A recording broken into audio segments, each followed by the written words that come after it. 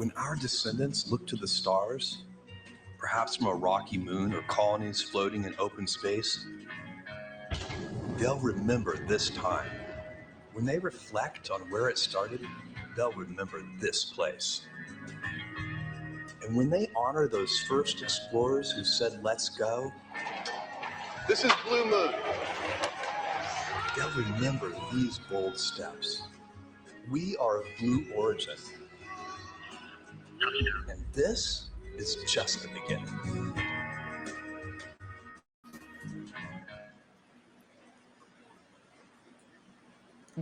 Good morning, everyone. My name is Ariane Cornell, and on behalf of everybody at Blue Origin, I'm thrilled to welcome you to our second human flight. 4 astronauts will launch to space and back on board our new Shepard rocket, which has safely flown 17 successful consecutive missions. I'm joined at the desk today with my co-host, Jackie Cortez. What up, girl? How you doing? Thanks, Ariane. It's so great to be here with you today. It's been amazing to be down at Launch Site 1 the past couple days, meet the crew, see the team hard at work, and shortly we'll have 4 newly minted astronauts, so that's very exciting as well. A big morning. So glad to have you here with being my partner in crime for the day. Okay, let's get into it. You're going to notice here that we're on a new set. The same winds that delayed our launch just a day also affected our outdoor set. So out of abundance of caution, we decided to move inside just a mile down the road. But we're here in Texas to bring you all the action live. Now, earlier this morning, our astronauts arrived to the Astronaut Training Center. We've got a little bit of footage of that. Let's check it out.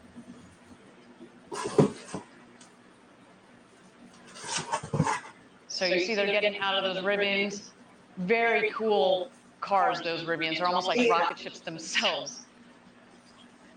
And everybody in good spirits this morning, waving.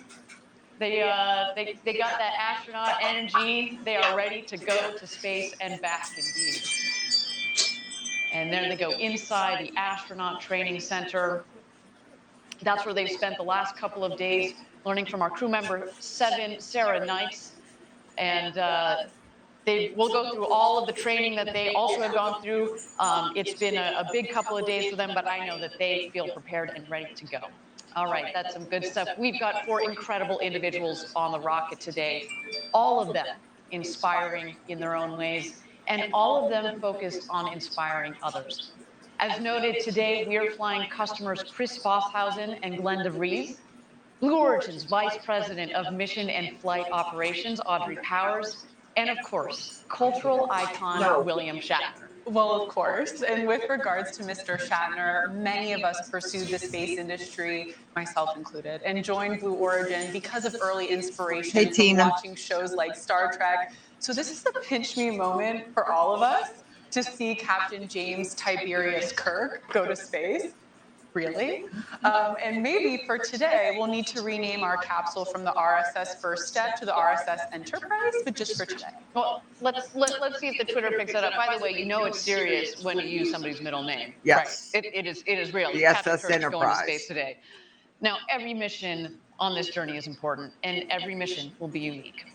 So far, 593 people have gone to space up to this moment. But today, we will send numbers 594, 595, 596, and 597 to space. And They don't get qualified year, as going to space, by the way, everyone. Missions more. Every mission. The FAA will deny it, is an incredibly just like they have their shared other experience. flights. For example, today, we know Star Trek fans around the world are rejoicing that their beloved Captain Kirk is really going to space. And Audrey Powers, she represents all of us here at Blue Origin and everybody who works in the space industry that shares this collective dream of one day going to space. Absolutely, present company included. Yeah, absolutely. How you doing, Mike? I would love to be out there. We wanted to take a moment to remind everyone that this is just the beginning of a cultural shift in our history with the work Blue is doing and the work being done across the entire space industry. We live in an incredible era where people will go to space and from up above, they'll get to see the fragility of Earth. While we can't predict how that will change us, it's likely that as more and more people have this experience that less than 600 people have had to date, there will be a tipping point for humanity's viewpoint of the Earth back here on Earth. So a huge thank you to everyone out there who believes in this mission and to everyone at Team Blue So across far. all of our sites who Ariana and I know But they're work not out there tirelessly to make these again. moments When was possible. an issue yesterday? That's exactly right, Jackie. And at the center of it all here at Blue We'll Origin just have to is wait on the safety. winds. Safety is embedded in everything that we do. Our collaborative environment is grounded in our leadership principles, which are ownership, humility, and technical ambition.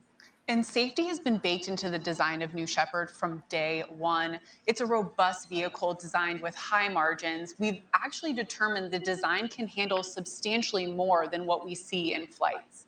The crew capsule has the ability to escape at any moment if a booster problem is detected.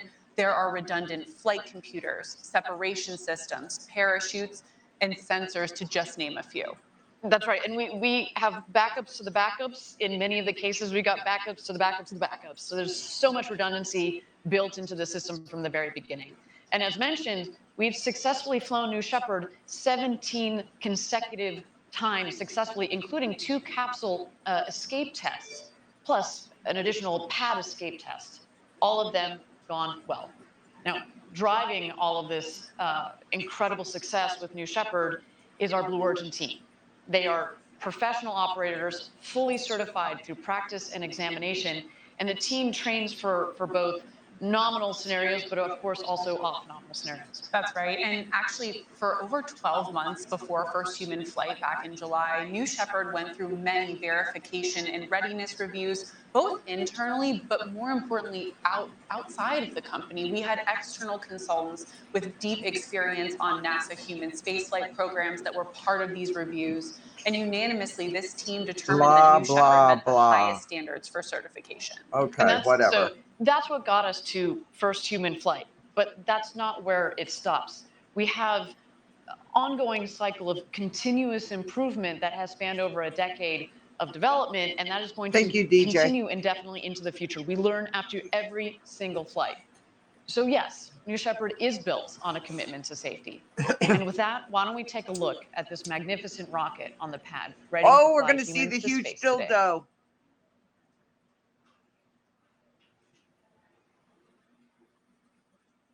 Jeez. It's in the dark.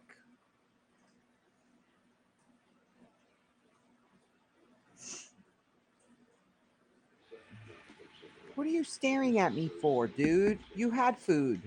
No more.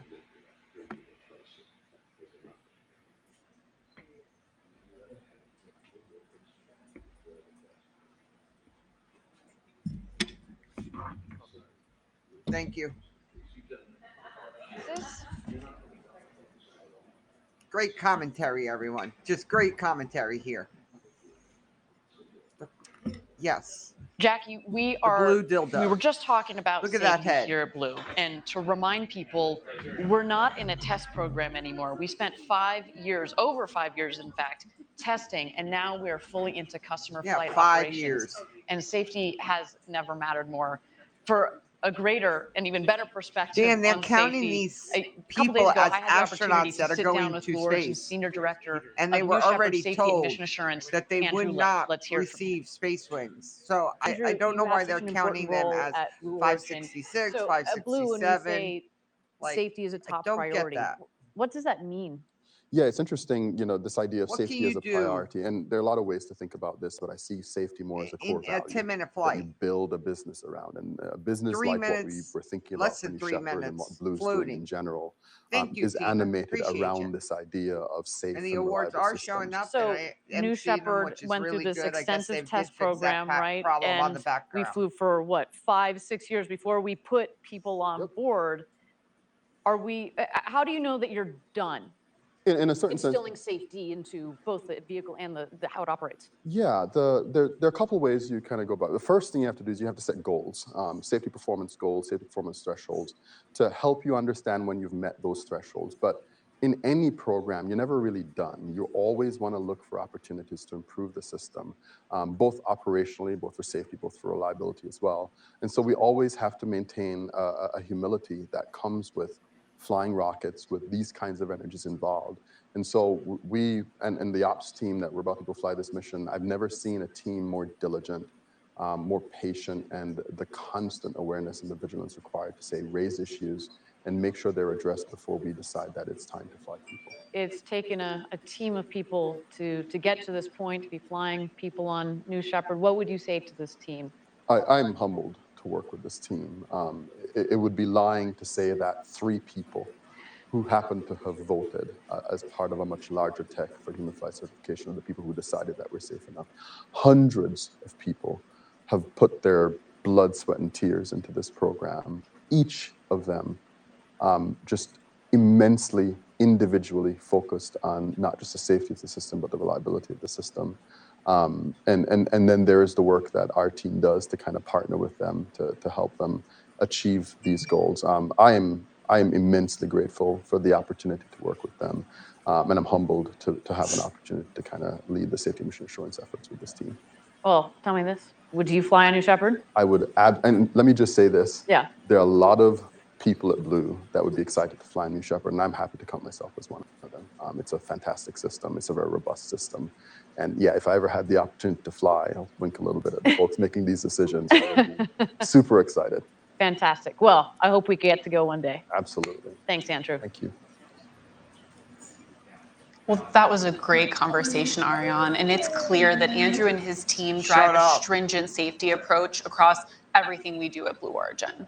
Listening to Andrew really provides some really good meaty context around the safety culture here at Blue and how we implement it, most importantly.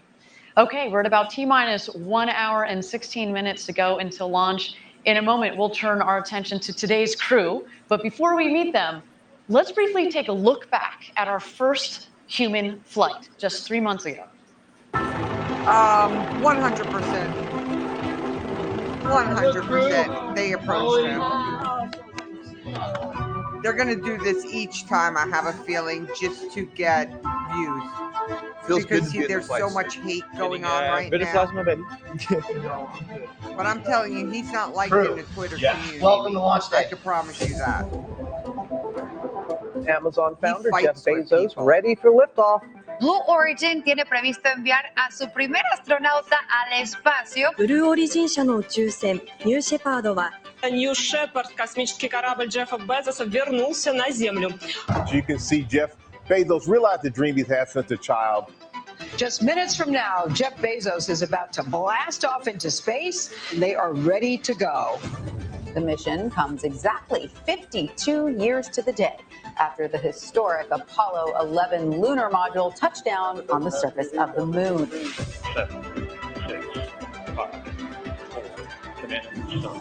And then William Shatner has, by the way, I have pre-programmed tweets coming out while I'm up there.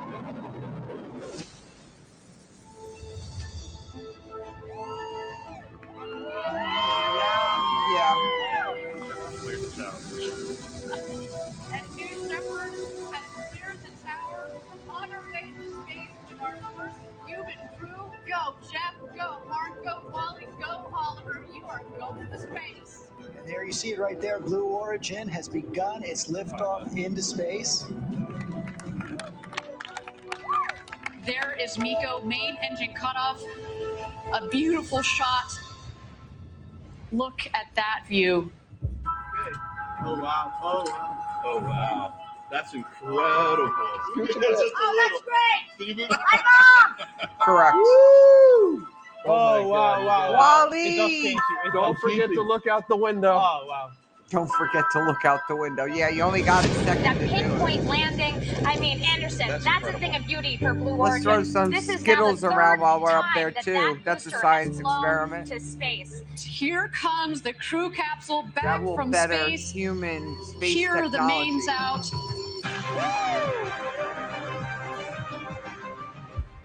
And touchdown. Welcome back, New Shepard.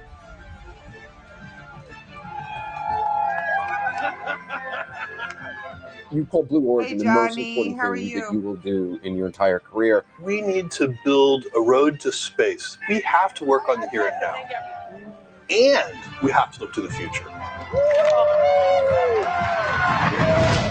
You know, Wally was the oldest person to go to space, so let's now put Wally in the back corner, and now let's put I was William right Shatner here as at the the one. desk Oh, that this day, one going and to yes, space now. it was quite I think an it's pretty emotional pitiful experience of for Blue Origin everybody involved. You know, watching that to do that to video makes Wally. me feel like I was part of something Because that was that really just special. And ruined today the we can feel world's that same Guinness great energy. Book of Why don't we Records. meet the crew that's going to space in just 1 hour? Sad. Former NASA engineer and the founder of satellite whatever company benefits Planet them, Labs, right? Chris Bosshausen, is a flying That's how customer Blue today, Origin and he'll be operates, the and very that's first full sad. Australian It tells you citizen the to go type to of space. company Chris they are. is in seat number 4. Another customer flying today is Glenn DeVries. He's the co-founder of medical company Metadata. And fun fact, there's actually a website called Is Glenn DeVries in Space right now? And over the last couple of days, or until today, the answer was no. But today it says yes. That's super cool. Glenn is in seat number 6. And in seat number 1 on the capsule today, someone very near and dear to Ariane and I's hearts and everyone at Team Blue is Audrey Powers, Blue Origin's Vice President of Mission and Flight Operations. Vice President. She is truly one of the space industry's shining stars, and we're absolutely thrilled that she's on today's flight. And by the way, Audrey's a pilot, but today she's going to get a little bit of an upgrade to astronaut. So that's also great. That's a mean upgrade. And last but most certainly not least, here's the great William Shatner. He's been in the zeitgeist for over 50 years and is flying to space today in seat number 3.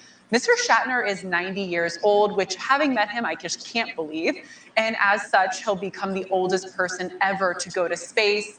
It's a crew capsule full of fascinating people who, in just a short while, will enjoy the ride of their lives. What have they been doing since their arrival here at Launch Site 1? Let us know Let's how take you a look. really feel out there. Asshole. Not you, you know.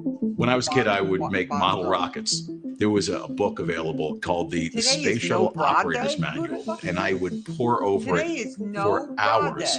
The idea that I'm actually going to get on top of a rocket in a couple days is just hard to fathom. To encourage breast cancer awareness. I think I reached a certain age and I had given up on the idea that I would go to We got a space. big dick and a no bra. In my role in mission and flight operations, we were waiting to hear who the 4th astronaut was. One of my very good friends and colleagues, Michael Edmonds, called me and said, on behalf of Jeff and the senior leadership team, we'd like you to represent Team Blue and fly as the 4th astronaut. Oh, you want clickbait? We'll do a no bra. I don't know how many billions of humans have ever existed, but fewer than 600 people have seen the Earth from space. Boy, everyone will be Curvature of the clicking on Earth. that stream. The thin line of the atmosphere, the blackness of space. You know, I'm happy to be one of the people to put my hand up and say, yeah, I understand the risks. I've worked in this industry my whole life. But I think it's important enough that we should do it, and to show other people that this is something that is coming and something that will be available for them and may have some impact in their life in the future.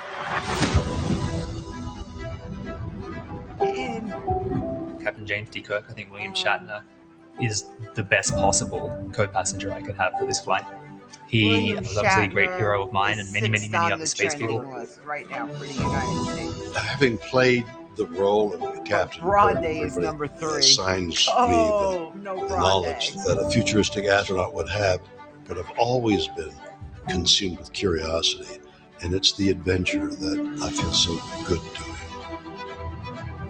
I was teary-eyed at this opportunity as befallen me. It's one of those moments where your life just flashes before your eyes, you know, like the Air and Space Museum when I was 6 and when my parents bought me that telescope, working on the space station and getting this job at Blue. Chris and Glenn and Bill, it's so great because they're great people. It's a wonderful feeling now knowing that our names will be linked forever. That's really good.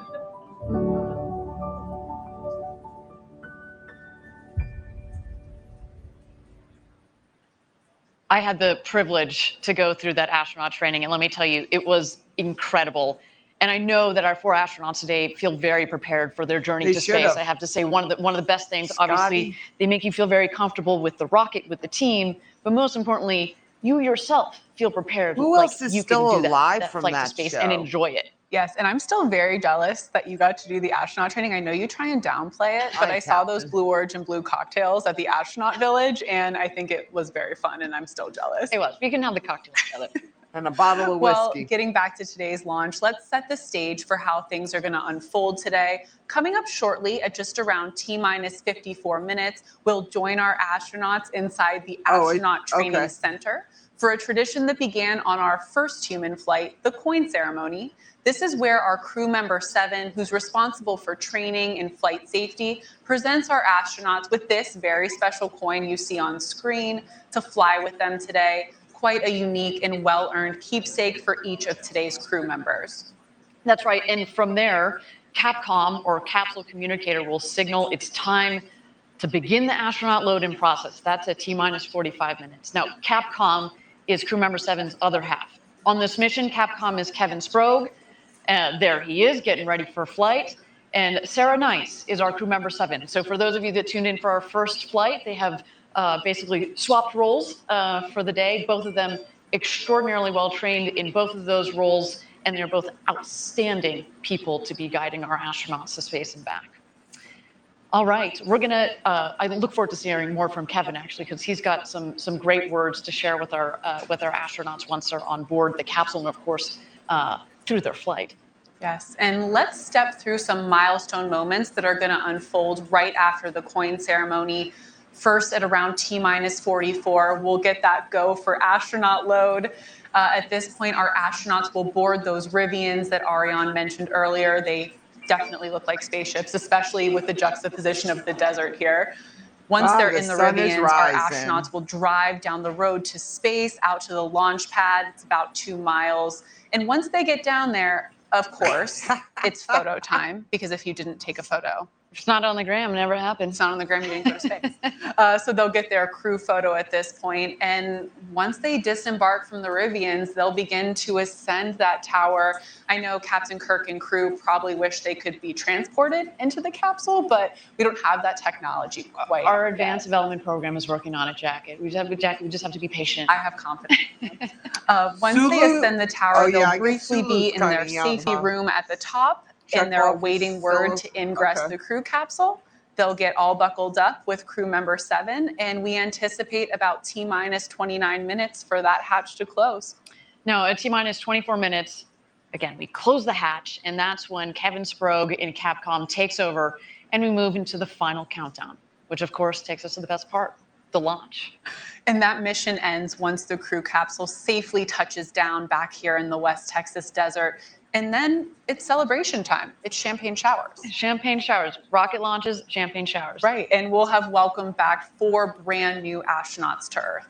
Now, today's crew will have a special guest traveling with them during the astronaut load-in process. Our founder, Jeff Bezos, will be with the astronauts all the way up the tower and to the crew capsule. Some incredible moments to look forward to today. Kind of fun to have Jeff Bezos himself, you know, be your chauffeur out to the rocket. That's not too shabby. Oh no, that's a pretty special crew member 8, and we're gonna have to make sure he actually disembarks at the end and doesn't want to try and go up with them again. I know. We know he had a really good time on the first time around. A good thing we got those cameras up there. Okay, Jackie, why don't we take a quick breather here, and let's check out New Shepard on the pad as she gets ready to fly to space and back today with our second human space flight crew. A female dildo. Aye. We got it.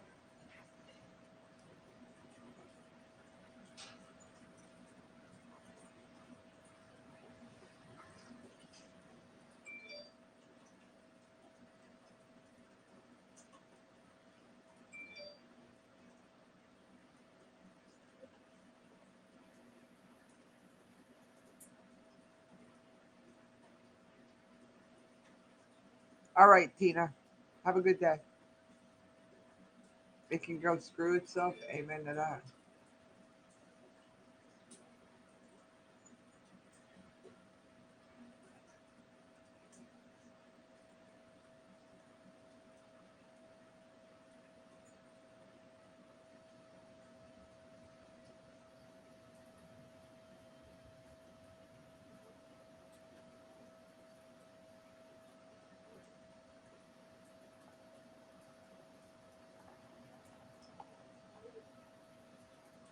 Roxy, be good. You want to go outside? Hang on. I'll be right back, everyone. She wants to go out. Okay, I'm coming. Welcome back, everybody. If you're just joining us, we're about T-minus 1 hour and 3 minutes to go until our second human crew launches to space and back. In just a few minutes, we are going to bring you the special coin ceremony that we noted earlier. But before we do that, why don't we talk about the road to space? Today is all about New Shepard, but down in Florida, we're hard at work building our orbital rocket, New Glenn. This is the rocket that will pave the road to space. You ain't got no fucking engine for it. We took the first huge step with first human flight on New Shepard, and New Glenn is going to be the next huge step for Blue Origin. Should worry about you have to ULA's put the rocket infrastructure first. in place to give us a road to space where we could actually maintain a permanent presence in space. And New Glenn is the key to all of that. The scale from New Shepard to New Glenn is humongous. New Shepard is a single stage that gets you into suborbital. This takes you to orbital space. We are building a rocket and a launch site that can put more payload into space than anybody else. We're going to be launching, Blue Origin developed payloads, lunar landers, and human space flight. The scale of what's coming with New Glenn is just lunar lander that won't go. This is a huge vehicle. Unless it's this private. Thing's massive, and it's modern. It's reusable. It's new hardware that's going to be changing the game, and it's going to be the next generation of launch vehicle.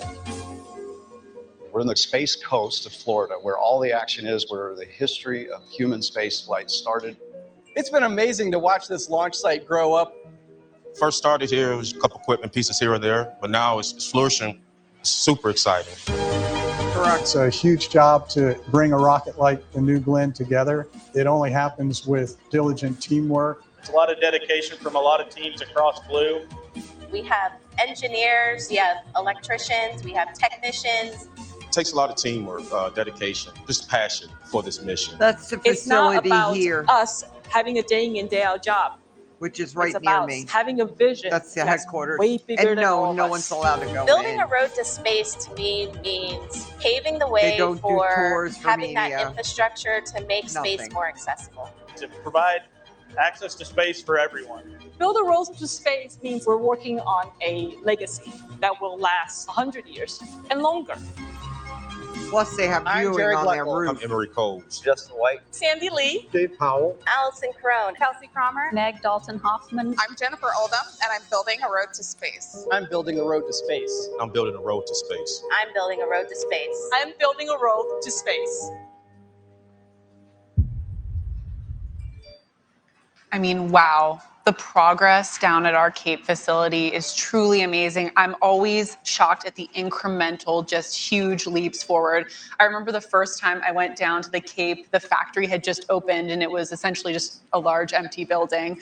And at this point, we have over 1 million square feet of manufacturing space, a brand new launch complex built from the ground up. I mean, it's truly mind-blowing. With hardware being built, and also, I mean, it's not just Does a building or anyone two, it is a know campus down there what by the now. It's T really cool. stands That's right. And as you for could tell in the James video, T. the road to Kirk? space is powered by Here's a people. good trivia If you'd like to question. be one of the people building that road, we're growing and hiring across all of our groups here at Blue Origin. Come work with some of the smartest people solving Captain some of the James T. toughest and Kirk. most What does the interesting T challenges. stand for? Please visit our website for more details. And Ariane, it was great to see some of that progress on New Glenn. Of course, we're taking lessons learned from New Shepard, applying them to New Glenn. And New Glenn is powered actually by 7 of our BE4 engines, that Blue Engine 4. And here's Blue Origin's BE4 Propulsion Test Engineering Manager.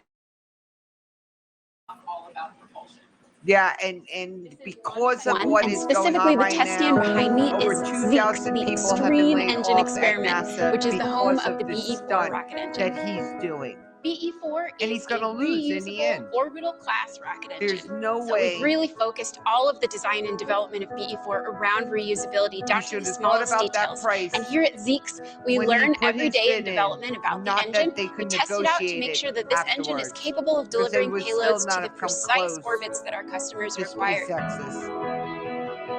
We have 2 test cells that are equally capable here at Zeeks. And once those engines are installed, we perform all of our checkouts, we install our ground-based sensors, we run a series of tests, and then we ship the engines off to their next destination. The individuals who are the life and breath of our site, our engineers, our technicians, our safety and quality and administrative staff, they come out here to make rocket test operations and launch operations a reality. Oftentimes we have engineers who come here right out of college, and within a year they are running engine tests themselves. At 22 or 23 years old, you could be making the go, no-go call for this engine. When you watch that engine fire, you feel it through 2 sets of hearing protection. You feel it resonate in your body. It's just absolutely pure, raw energy. To watch that happen in real time is incredibly inspiring. And I can only imagine when we watch the rocket actually fly, it's going to be absolutely an indescribable feeling. Engine tests are always happening here at Blue. You've been down here for these tests before, right? I have, and you can hear it, you can feel it. It's truly unbelievable. And because we're here in this valley, it just shakes the entire valley. As Sophia said in the video, you just feel it rumbling in your body. And I just love that video because it gives an opportunity to shine a light on somebody like Sophia Porter, who herself, she started out in college as an intern here, and just a couple of years out of college, she is managing that test facility. I mean, that is a big deal. And that's the type of stuff that you get to do here at Blue Origin. Here's one of her beautiful tests that we had going on down in Texas that just happened just a couple of days ago. It's a beautiful pic. Absolutely, and we've been testing BE4 and BE3 and BE3U out in West Texas for years at this point. And so there's a lot of amazing test time out here at our private engine test facility. And our testing capabilities are actually going to be expanding in a big way down at Huntsville in NASA Marshall Space Flight Center. We've taken over historic test stand 4670. It's tested Saturn V for Apollo, Space Shuttle main engines, and the early RD-180s. It's been unutilized government property for almost 2 decades. And so that stand's going to come back to life and do a lot of our hot fires as well, in addition to our West Texas capability. And I don't know how we're going to form the list, but I have to be there for that first test. Oh, for the first test? Or I thought you say for all of them, because you're basically going to live in the control center if you do that. No, I mean, as Jackie mentioned, so we're going to continue to do engine testing out here in West Texas. This is where we do a lot of our development testing on our engines. We've got 2 major test centers. You saw Zeeks there. We also have Geeks, as we call it, which is the other test stand that focuses more on our Blue Engine 3, the engine that is going to be propelling New Shepard into space, but also the BE-3U, which is the upper stage variant. There are going to be 2 of those BE-3Us on the upper stage of New Glenn. So they're going to continue to do the development testing out here in West Texas.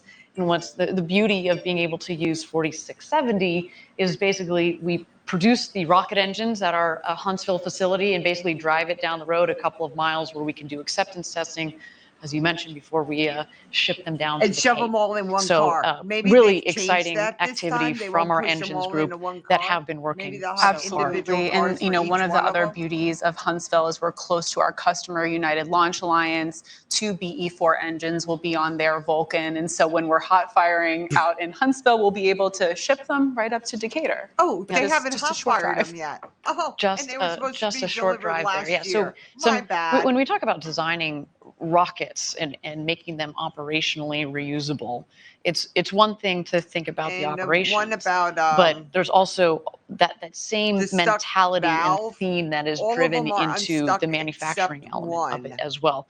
So I mean, it's exciting things that we've got going on.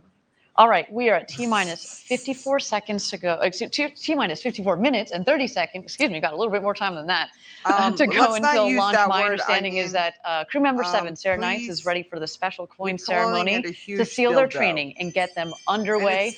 Why don't we watch that now? By the way, who's going to tell us when we're? Oh, we're on. Okay, fantastic. All right, astronauts, I have one last special thing for you. This is a challenge coin that I have right here. Challenge coins have a long history But classically, they're awarded to show that you belong and that you've achieved something of particular interest, right? This is only awarded by crew member 7 to astronauts who have passed training and are just about to fly on New Shepard. All of you have passed with beautiful colors over the last couple of days, and it's my very great honor to present this to you for your flight today. Each of you is helping us take that step on the road to space. I don't like there being to enable that a Blue future Origin where will we have continue millions to of count people them living as and working in space astronauts benefit as Earth. getting their wings And you are one of these very from few, the FAA. very and the first FAA will explorers not and adventurers award taking wings that to path them. with us. So I'm giving this to you today so you can put it in your flight suit pocket, take it with you on your historic journey as you go up. And with this, you are go for launch on New Shepard. All right. Congratulations, Chris. Thank you. Congratulations, Glenn. Thank you. Congratulations, Audrey.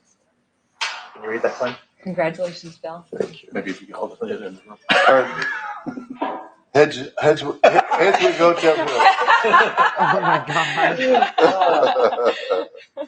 That's beautiful. You'll be known in history for taking a pioneering first. A Nerf gun? Well, that was really special to super watch. And incidentally, once that crew flies past the Kármán line, that internationally recognized line of space, they'll be recognized by the world as astronauts and will soon be receiving another special recognition item, their astronaut wings. So also Kirk flying quote. to space with It's each a one of risk those I'll have to astronauts, take. in addition to the coin they're going to put in their flight suit, is a postcard from Blue Origin's Club for the Future. Each astronaut made their own postcard during training. Yeah, and you can see them here. That art is pretty impressive. I definitely couldn't do that. Curiously, no mention of who they are in the middle of suing. Stick figures are about my ability. There's also thousands of additional postcards flying in the capsule with our crew today. To date, we've flown and returned over 137,000 postcards to all of you out there who've participated. Keep sending them. We'll keep flying them. So while we're talking about Club, we wanted to give you an update on a few of the 19 nonprofits who received $1 million grants from Club for the Future. In aggregate, these organizations are collectively impacting tens of millions of students each year. And it's not just sparking their imaginations, but it's materially impacting their education and ultimately their passions. And this is done through immersive curriculum, access to experts, and opportunities to fly payloads like on New Shepard, and much more. Why don't we take a look at the latest from several Club for the Future partners?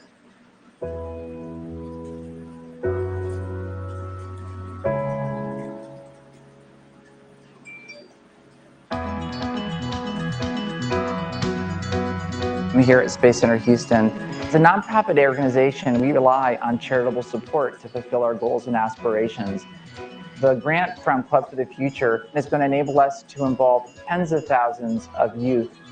To have this grant from Club for the Future will allow us to accelerate our efforts outside of aerospace, to create a broad membership of women in STEM so that the young women that we work with can see the wide variety of possible careers.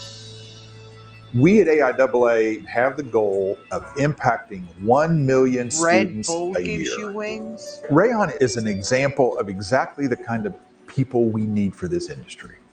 My name is Rayon Harris. Yep. I am 25 years old, and I am currently an aeronautical Red design Bull engineer. gives you My the dreams, my wings? What are you passion was talking always about, airplanes. Joining an organization known as American Institute of Aeronautics and I'm not sure what you're Astronautics, talking about, AIAA. Red The Bull. Diversity Scholar Program really accelerated my path to really pursue my passion. After I graduated from AIAA, I was definitely going to give back. So I was matched with Caleb a few months ago with the Mentor Match program. And so it's really awesome to be able to use the experience that you've learned yourself to really give back to them and also make their experience as easy as possible. Also get them as excited as possible because it is very exciting. Caleb is a 13-year-old engineering student at Georgia Tech, helping us build our future.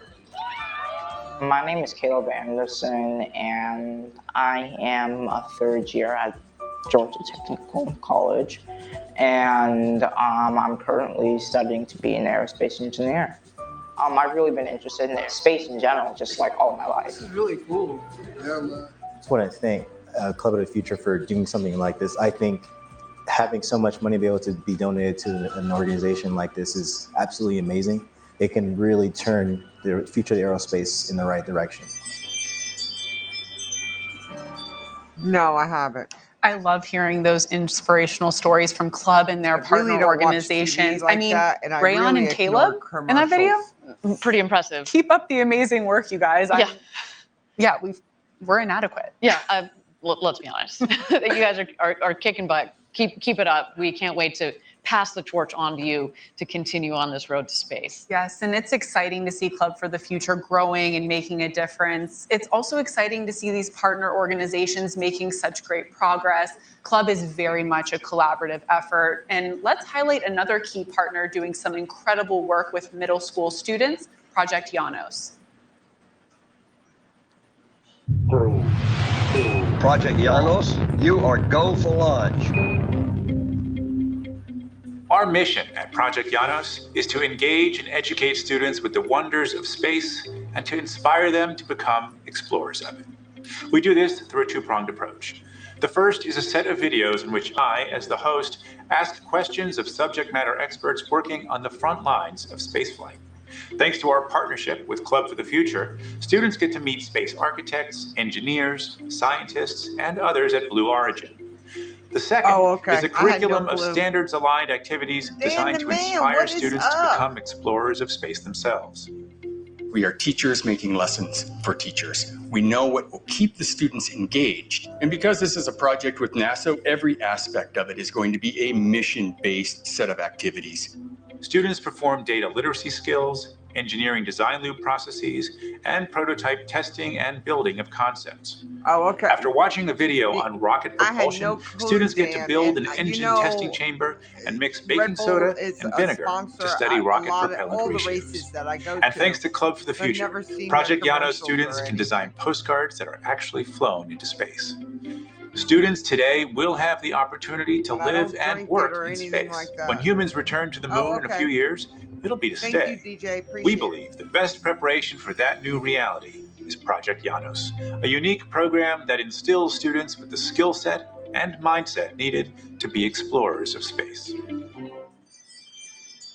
Very impressive stuff over at Project Janos. My friend Josh Bernstein, he's had a couple of successful TV shows on the History Channel and the Discovery Channel, and it's really lovely to see how somebody like him wants to give back, his ability to touch a lot of people, and he's doing that to harness, the potential of the next generation. So kudos to him and to all the kids coming up along this road to space.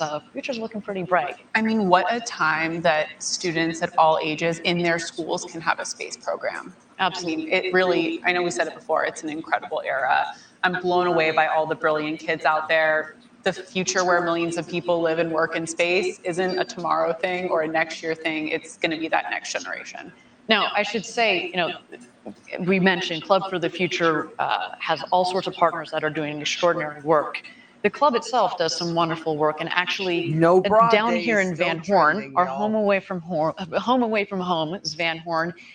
Our local team does a lot of work with the local community. I want to highlight one of the projects that we did in some of the local high school students. We collaborated, and they are they have designed and built, in fact, the very first post box to space. Let's check it out.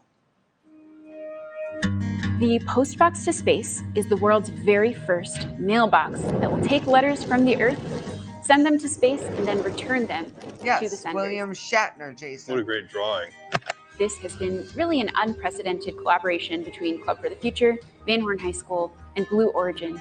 It is an immense project that's been taken on by 7 juniors and seniors of Van Horn High School who've decided that they have an interest in welding. They have worked very hard from design all the way up through manufacturing. Well, we first started off with the cardboard template. After a few weeks of planning and designing, we eventually got into the shop, started welding together the base. We took the rocket kind of design, put some legs on it, and we're gonna make them look like fins. Oh shit, my coffee. We had a huge number of Blue employees who cycled through here to help us out in really substantial ways. It would not have been possible without the support of a large number of Blue Origin folks. it is really great what Club for the Future is doing, that they're even giving us this opportunity to do things like this, coming every week and providing supplies, paint, metal. I learned how to use a torch. I learned how to weld made better. it I when I learned a little was bit more about the heating process my in food up. designing and mocking up a prototype. I truly hope that the students fully recognize how substantial their postbox is going to be as a landmark in Van Horn. I'd like to invite the students to be the very first to use our postbox. Woohoo! And hopefully will be an inspiration to all of the students who come through the school.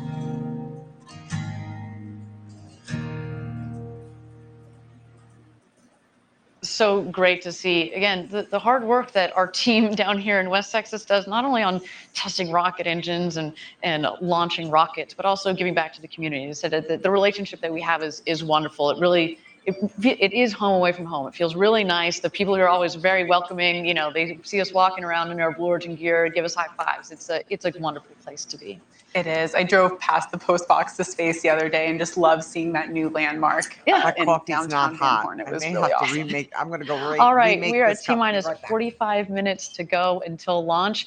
We are on a brief hold here. We've said it before on webcast prior. We want to make sure that our teams are all aligned. I do understand that our astronauts have made it into the Rivians. There they are. And look who their chauffeur is. None other than Jeff Bezos, also in his flight suit. Jackie, this makes me a little bit concerned. You had a hypothesis that Jeff might just stay on the rocket. That's not the plan for today, just to be very clear. He's ready though, if that opportunity arises. Come on. And he's, again, from having flown just a couple of months ago on our first human flight, of course, with his brother Mark, with Wally Funk, national treasure, Wally Funk, as well as our first astronaut customer, Oliver Damon. He's got some important knowledge to impart upon our next crew here. Look, they're having a good conversation in there. Absolutely. And we'll have to ask the crew how many stars they would give Jeff for his driving performance. What is his rating? We'll have to check in on that after. Well, look, I mean, if it starts with the wheels there, I mean, the Rivian it's a nice ride. Talk about rocket ships.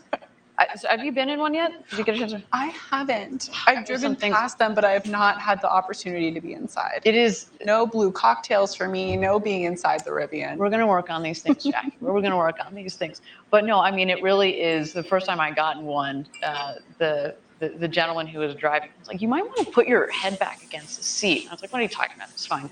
He goes, "No, I'm serious." And he accelerates, and we're like, "Oh, we are out of here." It is so much fun, those cars. So yeah, some pretty sweet rides. Rub it in more. Sorry, Yeah, Jackie. sweet Yeah, we're ride working on it. crammed into a All right, fucking we are small continue vehicle. to be in a hold here. We've said it before. We spent No, I do years not microwave designing my and building fucking these coffee. rockets, months That is designing these fucking missions, disgusting. and Plus, it's in if a we need a metal couple cup. of minutes there, So, that is to get the teams aligned, can't then put metal in we're a going to microwave. take them. So with that, why don't we take a look at New Shepard out on the pad as she awaits her astronauts in their Rivian chariots to bring them out to the pad.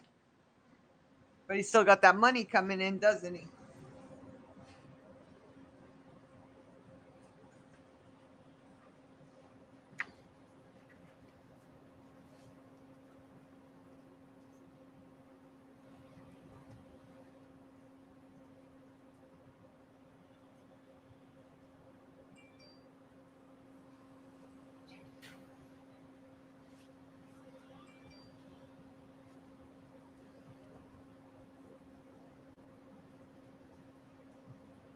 The best thing ever. Dead air. Dead air on a live stream. And looking at the head of the dildo. Yeah, I know. Our money, right? Fucking can't, yeah.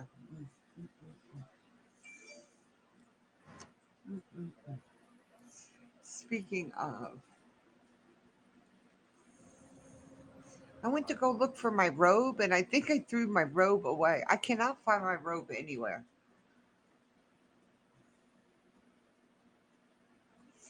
Yeah, tinfoil too, right? It created holes in their microwave, extra holes.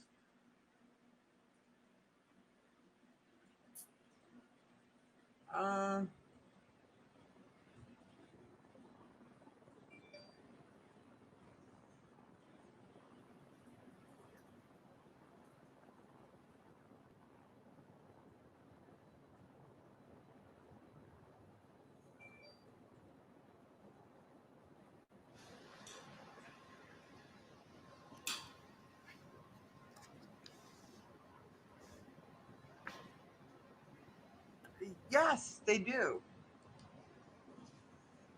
All right, thank you everybody for joining us live from West Texas at our launch site 1. We're at T-minus 45 minutes and 1 second to go until launch. We are in a brief hold here. Of course, we want to make sure that our teams are all aligned, that the winds are in bounds. Of course, that has been the story of the last couple of days, are those gusty winds. But again, want to make sure that everything is all sorted for our launch. But while we have a minute here, I want to, we just saw the crew in the Rivian vehicles. And they've been down here the last couple of days, but the launch to space, the training is part of the experience, but so is kind of the hospitality component at our Astronaut Village. So I want to show you a little bit more about our Astronaut Village here. We've got, so the Astronaut Village itself is just about 10 minutes away from the launch site itself. You can see nestled in the beautiful valley of West Texas.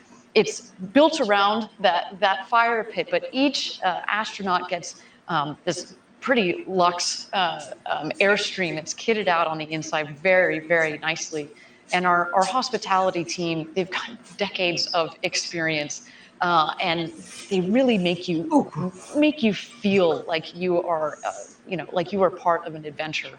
I can say I had the good opportunity of being able to experience this just a couple of months ago as I got to go through my training, and it really rounds it out. And when we built the Astronaut Village and the hospitality component of this, we wanted to build something that really felt part of this Texas environment. It's not something big and elaborate. It's something that is part of the environment. But of course, at the same time, we want you to feel comfortable. So we brought in a wonderful catering staff. There's nothing like going to space. So you're talking about champagne showers after the launch, But the food and beverage is very nice. There's nothing like a glass of champagne around the campfire. Absolutely. And as you can see, everything is very designed so that the crew can get to know each other and relax and have that comfort as they prepare for their flight to space. There's Ariane right there. With Audrey Powers, who's also going out to fly. The bonding, I think that's a really important point that you bring up, Jackie, is the bonding component. I was chatting with Chris Bosshausen, who actually is a good friend of mine, and he was saying one of the things that he's really loved so far about this experience is he really feels so close now, and they haven't even gone to space yet, but so close to Audrey and to Glenn and to Bill through this experience. And again, we have thought about it in a holistic kind of way. So, to all of you that are out there watching, if you want to experience this, the flight to space, the hospitality, the bonding, it is really cool. We encourage you to go to blueorigin.com, click on the link there, fly to space, and let us know, and we'll reach out to you after the flight. Okay, we're at T-minus 45 minutes to go. We continue to be in a hold here while we've got some more time. Why don't we throw it back to the rocket?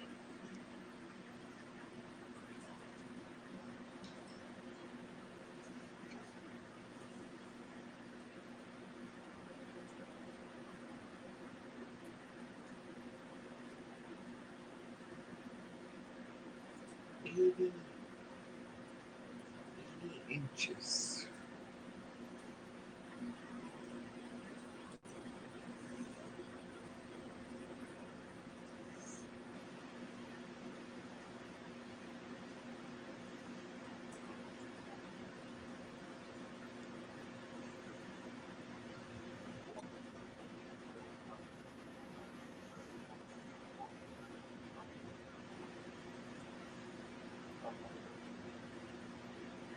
Ooh.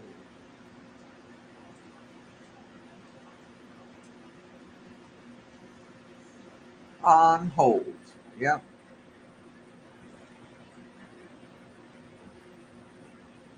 No, it's hold. Built-in hold time. Always. Always a built-in hold time.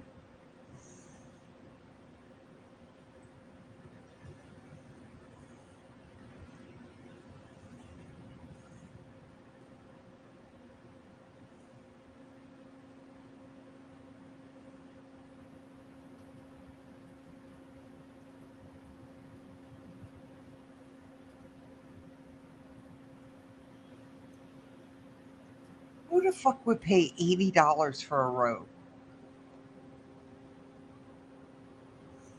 Yes, they gotta charge them batteries up.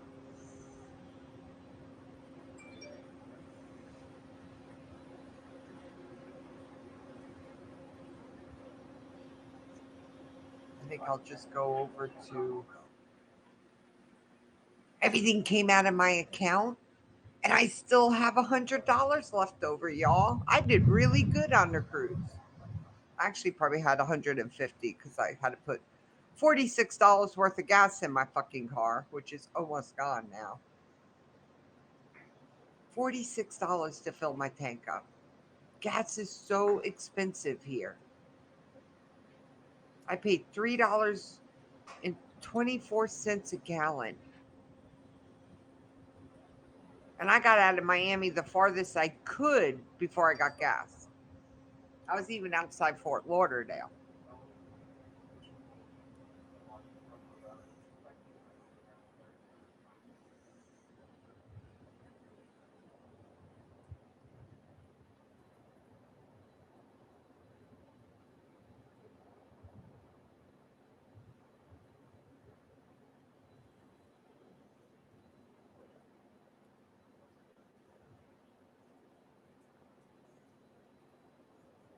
Well, yeah, when you have a free one, right?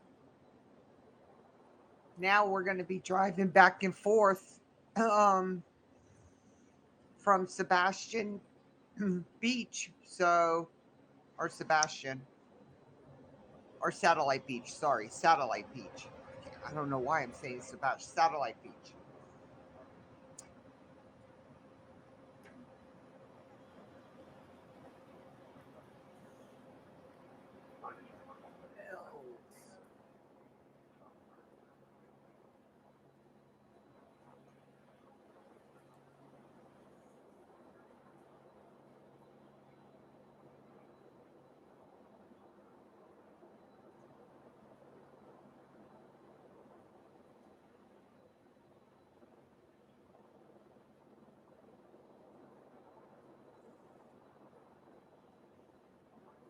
What is today? Well, I don't think it's my discount day. We have a senior day, but I don't know what day it is.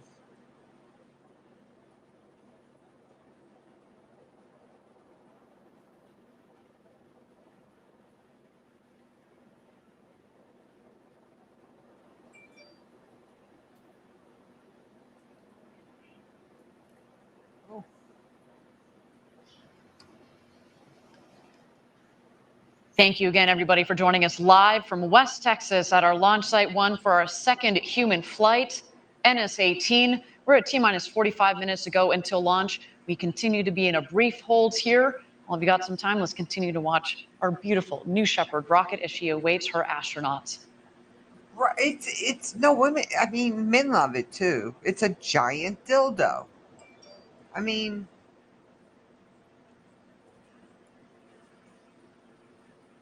yeah, for the excitement of a ride. That's amen to that one. Amen. Amen. You know, this rocket is named after Alan Shepard. So, and this is supposed to be like his first flight, supposedly. But he actually orbited the Earth. This don't orbit the Earth. This goes up and it comes fucking down. They're up there for about, the whole entire flight is 10 minutes. Do you consider that an astronaut?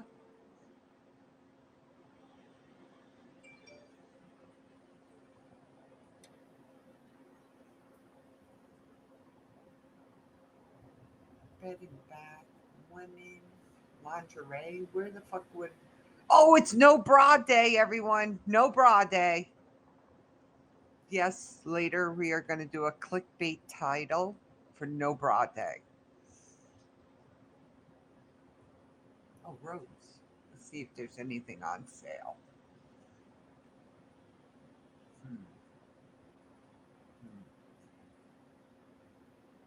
that the only robes they have?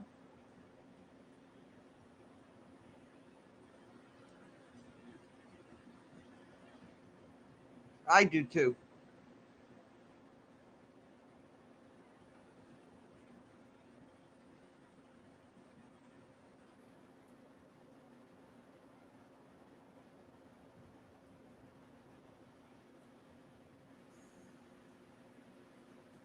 Like, really, they don't.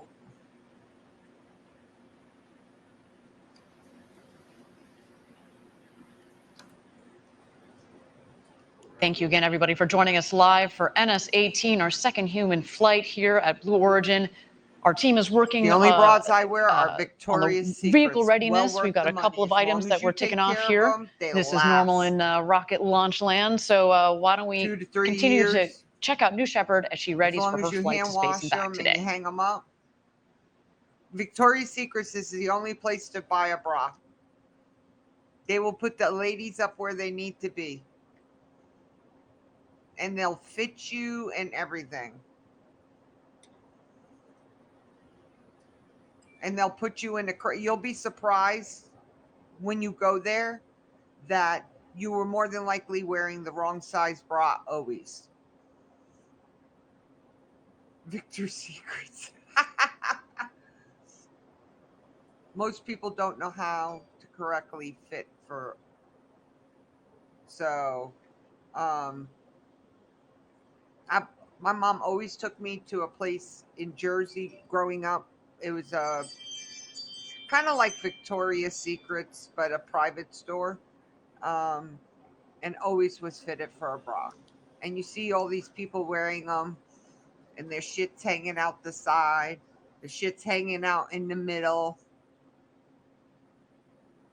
They don't feel your boobs, Deb. They measure you. They don't feel your boobs. Calm down.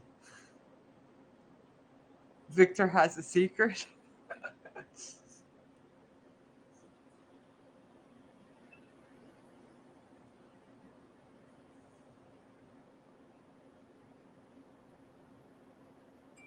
All these robes that they have are like to the knees. I didn't need robes down past my legs to cover my legs. Oh well, that ain't gonna. Oh wait, they have 7 pages. Okay, maybe I'm missing something. Moo-moos. They have moo-moos, everyone. They have moo-moos. They have moo-moos. My grandmama used to wear a moo-moo. Moo-moo.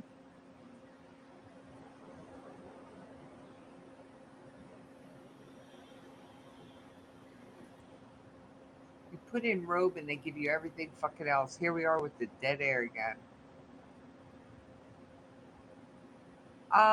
So Debbie, it depends on their sales that are going on.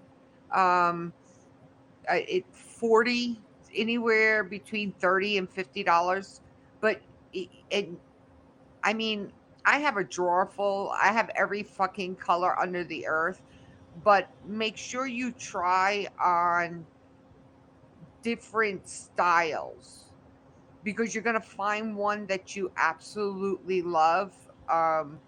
Body by Victoria is one of my favorite ones. And then, hang on, let me tell you. Hang on, let me tell you the other one I have.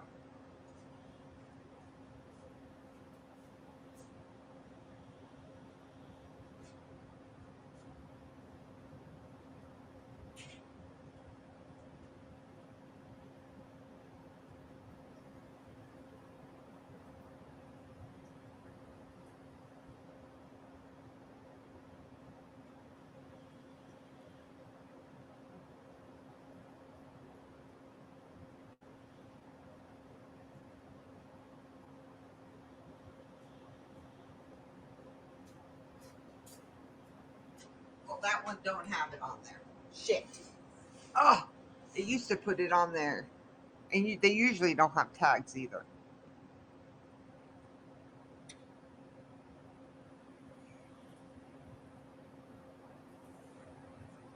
Hang on.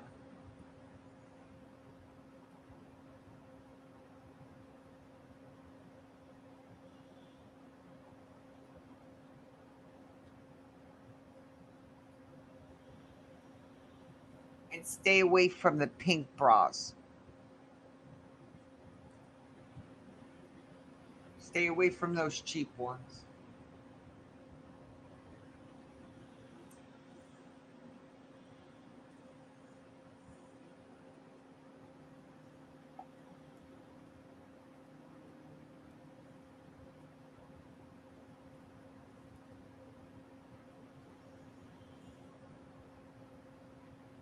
Yeah, you don't want to, you won't get the support out of those bras.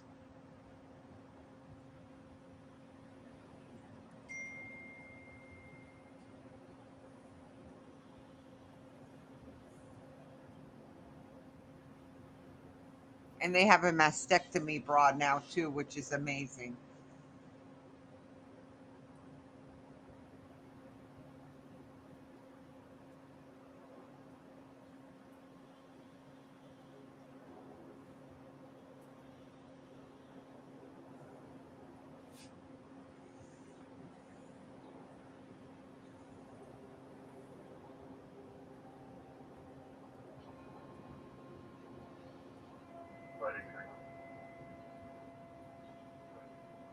Oh, Dream Angels. That's the other one. Dream Angels is the other one.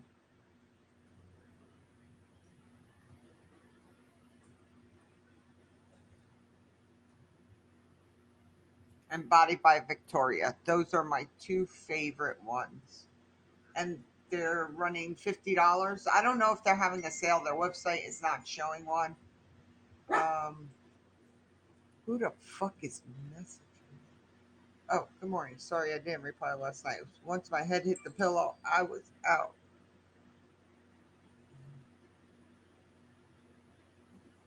We enjoyed what little time we had. You're welcome, no problem. Missing you already. Next time we come, it will be a longer stay. We are leaving on 95, heading towards home. Boo. Give Jesse doggies and cats our love. Ma. Hopefully we'll see you at Christmas.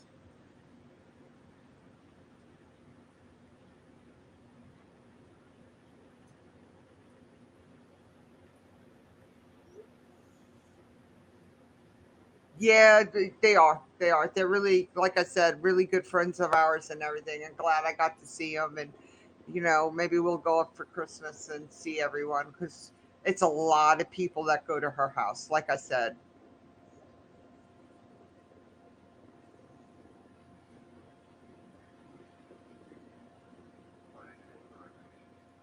Ooh, they got new colors. You got me started, Deb. Now I'm looking at them and they got new colors. Sounds good.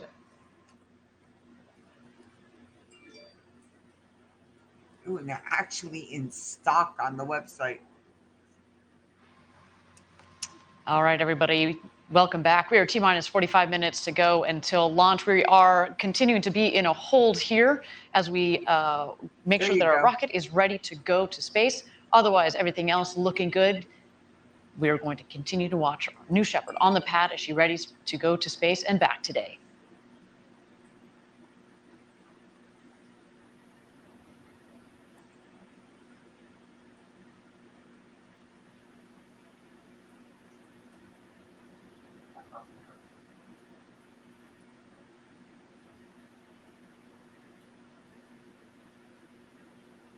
Oh, they have some on sale on the website. So once you get what style, your size, and everything, you can go on their website and they got them on $24.99.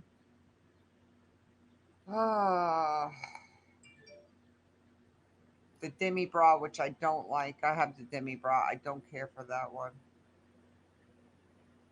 Yeah, but I don't wash mine in a washing machine, and I don't put them in a dryer.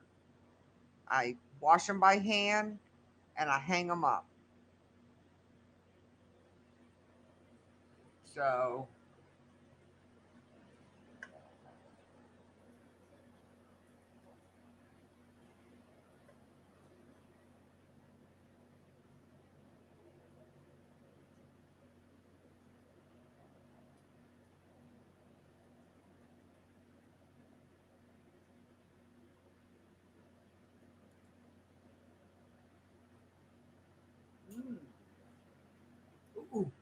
$20.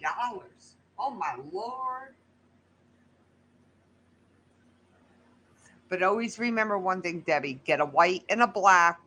And then if you're going to get other colors, get other colors.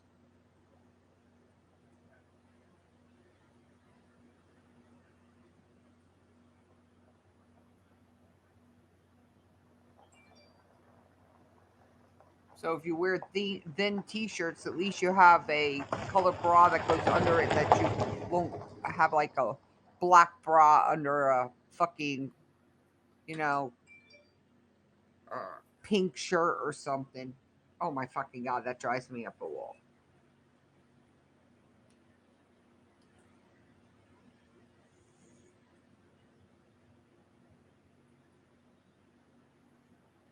Yeah.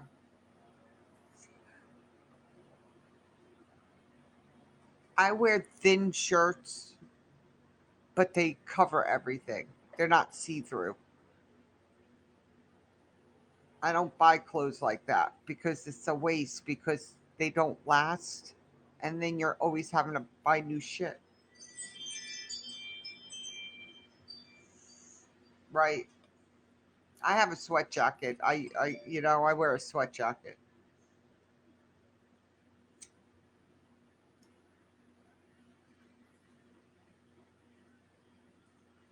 So we have what?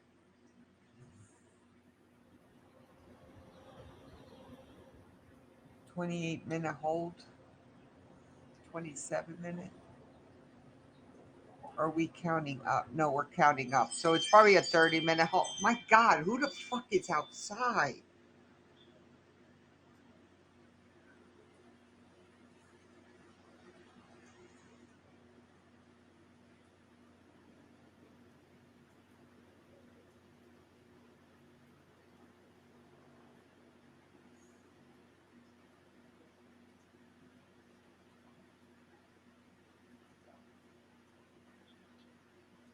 All right, they're getting on 95 now.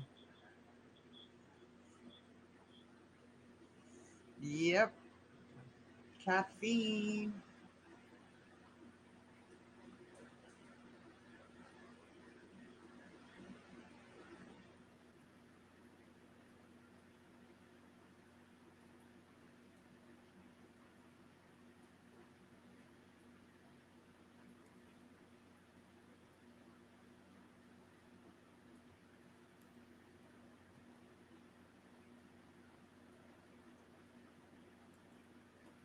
Pink daisies.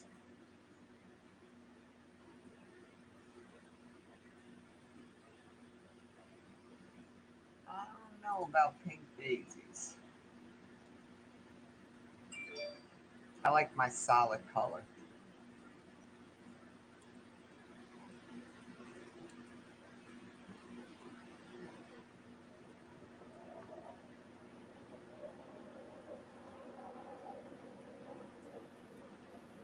Oh, you can hear the jet flying over.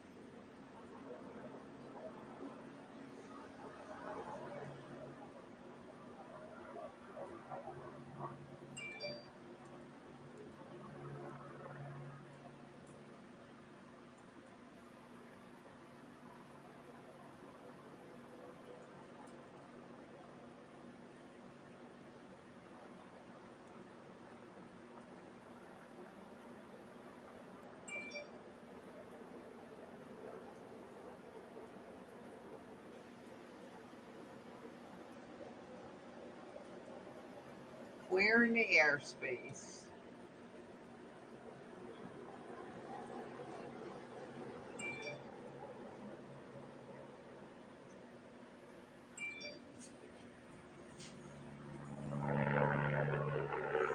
What time do you go for your blood work? All right, thank you everybody for joining us live for NS-18, Blue Origin's second human flight. We are T-minus 44 minutes and 27 seconds to go. Thank you so much for your patience as our team worked to make sure that our vehicle is ready for flight, and it looks like everything is all set and sorted. And my understanding is, you know what? We are go for astronaut load. How exciting is that? Let's check out the astronauts back in their Rivians here. There they are, ready to go to space. You see in the back left, that is Audrey Powers. And no elevator, cheap assholes. In the front right, there's Chris. Smiles and waves. Smiles That's what we and like to waves. see. And there they go. Chris Bosshausen, Glenn DeVries, Audrey Powers, and Captain Kirk himself, William Shatner, have just started their journey to the launch pad, into the crew capsule, and off to space. You can just, I have That don't look goosebumps. I can comfortable feel their back there, does it, anticipation. y'all? Looking at the, Crammed into This one is awesome. words Look. of encouragement from Team Blue along the way. Absolutely, there to get the cheers and the hoots and the hollers from Team Blue. Once they pass, they're going to drive about another couple hundred yards out to towards in front of the mission control facility there. Get a couple more words of encouragement. That there, in fact, is their friends and family that have flown down here to Texas to watch them go to space and back.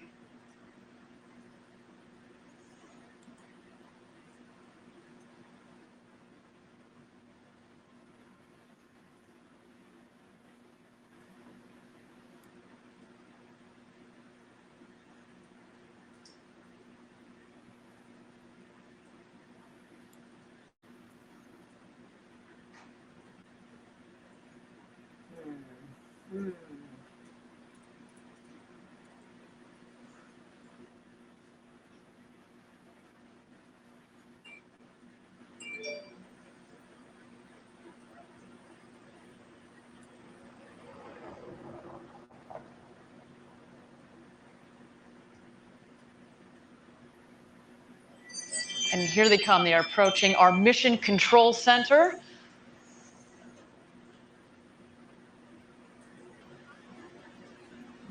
Yeah.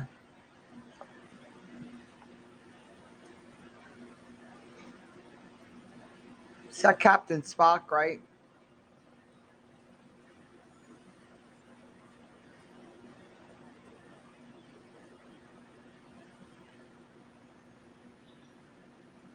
And just on the right there, you can see what we call the barn. That is the facility where we keep our rockets. Of course, we've got the rocket out there on the pad, as well as the second rocket that flew just a couple of weeks ago. That one is dedicated to payload flights.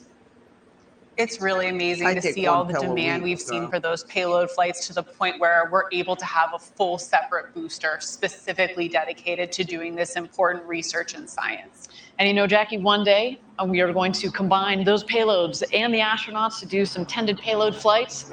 Just a wonderful opportunity for many scientists and engineers around the world who want to develop their technology. Maybe they don't need to go What the fuck? Go to orbital space. They just need a couple minutes of beautiful, clean micro-Gs, and that's what they get with these flights on New Shepard. Now you see the two vehicles have taken a left, and they are on their road to space.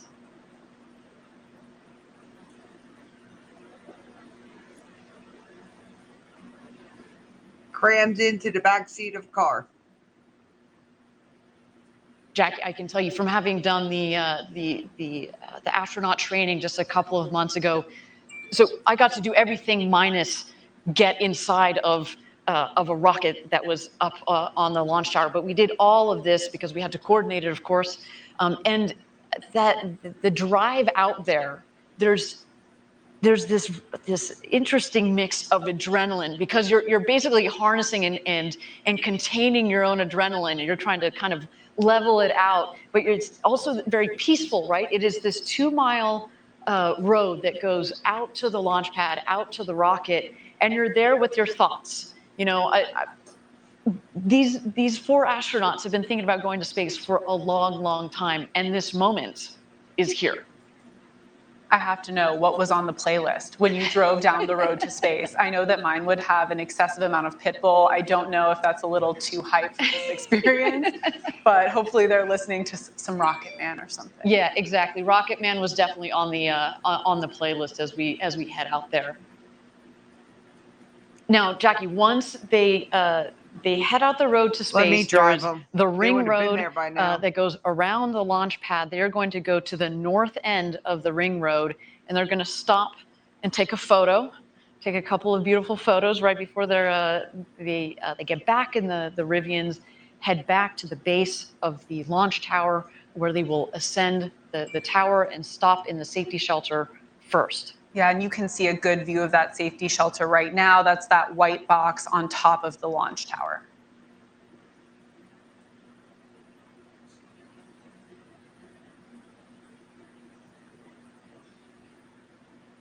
They all look You can nervous tell those as fuck. the pensive look they're all taking in the moment as they should. I can only imagine being in that. I see all smiles from astronaut powers, so that's very exciting.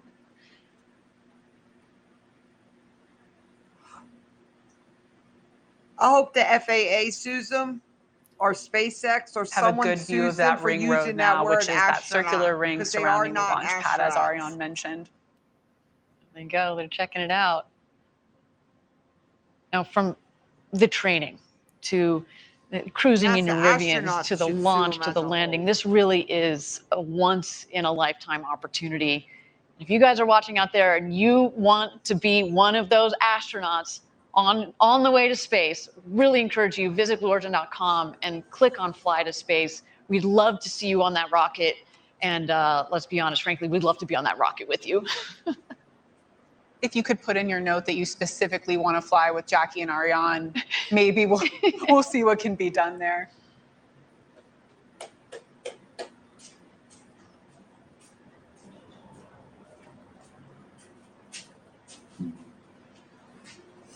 Oh, I think they will. After all this fucking shit they're going to be put through. Oh, I hope they lose everything. I wish the ULA would sue them. The astronauts are getting out of their Rivian, getting those smiles ready for that ring road crew photo.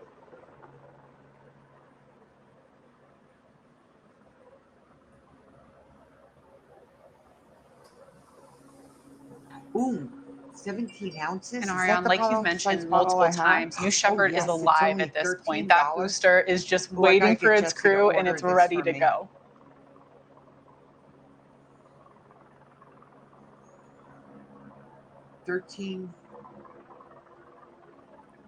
On the right of this shot, you do see Sarah Knights, our crew member 7. She's going to accompany the crew up to the tower and make sure they're situated in the capsule in just a little bit here.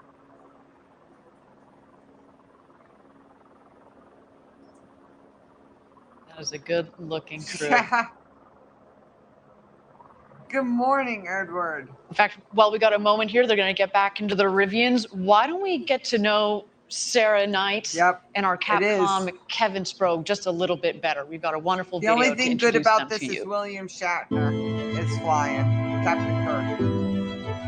The entire vision of Blue Origin is we want to democratize space. You don't need to be a NASA astronaut. You don't need to be a trained engineer. We want artists and poets and teachers and scientists to be able to go to space. Shepard has cleared the tower. Crew member 7 is a position unique to Blue, 2 assigned to each launch. There are 6 people that can fly in our crew capsule. The 7th person is the crew member 7. This is for real. The other crew member 7 is called Capsule Communicator, and they represent all of mission control and launch operations to the astronauts. I'm getting the lube out. A long road to get here. I spent over 20 years as a fighter pilot at the United States Navy, but since I've been 8 years old, I wanted to be in space. Coming here to Blue Origin is the realization of a childhood dream of mine. My background is in physics and astronomy. I went into STEM education. I was a teacher for many years. And when the position opened up at Blue, I knew that was me. The fact that I'm crew member 7 and the visible point of our entire team, it's such an honor. The ascent descent position is. Crew member 7 is part teacher, part trainer, and part guide.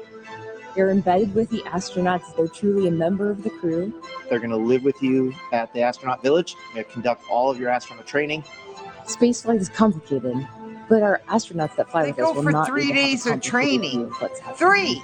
The rocket is autonomous, and all of the safety systems are hardwired into the core. On launch day, crew member 7 is actually going to walk you up the tower, put you in your seat in the capsule, close the hatch, Yeah, we didn't have a good The sunrise. Capcom will then take over Got a lot as of the clouds astronauts take here. their journey to space. And then as soon as they land, crew member 7 will be there to help open the hatch and whisk them away to the celebration. Our astronauts are one part of a very historic journey. We're trying to build the infrastructure to get millions of people living and working in space. So the people who come here will truly be helping us take that first step. And the egress system. They are in wonderful hands with Kevin and Sarah. You can say that again. I mean, you know, with Kevin's military background, that discipline, the rigor, you've got Sarah with her academic background. Don't do nothing to better She's, space each an time they go incredible up. teacher. The That's two why of they them work are not together considered with astronauts. very different styles, but they work together so well. I can't imagine a better team to be bottle of guiding lotion our is like astronauts through this entire experience. almost empty here. Thank you y'all. again, everybody, for joining us live. If you've just joined us, we're at T-minus 33 minutes to go until launch, our second human flight. Our astronauts are ascending the tower here, as you can see. We've got the great William Shatner. We have our Blue Origin's very own Audrey Powers, as well as our two customers, Glenn DeVries and Chris Bosshausen, who are ascending the tower as well, and they are being greeted and hosted up the tower by our founder Jeff Bezos. So an incredible morning for all of them, as well as for us at Blue. Cannot wait. It's the same energy that we felt down here just a couple of months ago when we had our first human flight. And let me tell you, this doesn't get old. When you put people on board a rocket, this doesn't get old. And I can tell you, you know, I'm very close with Audrey Powers, of course, as a close friend and colleague. I've known Chris for over a decade. Honorary, correct. It's not just putting people on board, but you know, when you know them, I'm having a moment myself, honestly. And when they take off, it's I'm glad you guys are going to be watching the rocket, because I might lose it a little bit. I do have to say, also know Audrey very well and got a chance to talk to Glenn a little bit. And actually, Glenn and I are both Carnegie Mellon alumni. I had to toss that in. I know. Tartans in space, you know, we have to. And I know that everyone, you know, Glenn's from New York. Everyone in New York is watching, and his adopted Pittsburgh family, I'm sure, is watching as well. So it's very personal seeing this crew fly today. Well, and in addition to, you know, Chris is the first full Australian to fly to space. There have been other Australians, but they've been dual citizens. Chris is the first full Aussie to fly. So hello to all of our international viewers, especially those down under. We're so excited to have you joining us. And of course, to all the Trekkies out there that are joining us, thank you so much. It is a pleasure and an honor to be sending Captain Kirk to space today. This is going to be a really, really cool moment.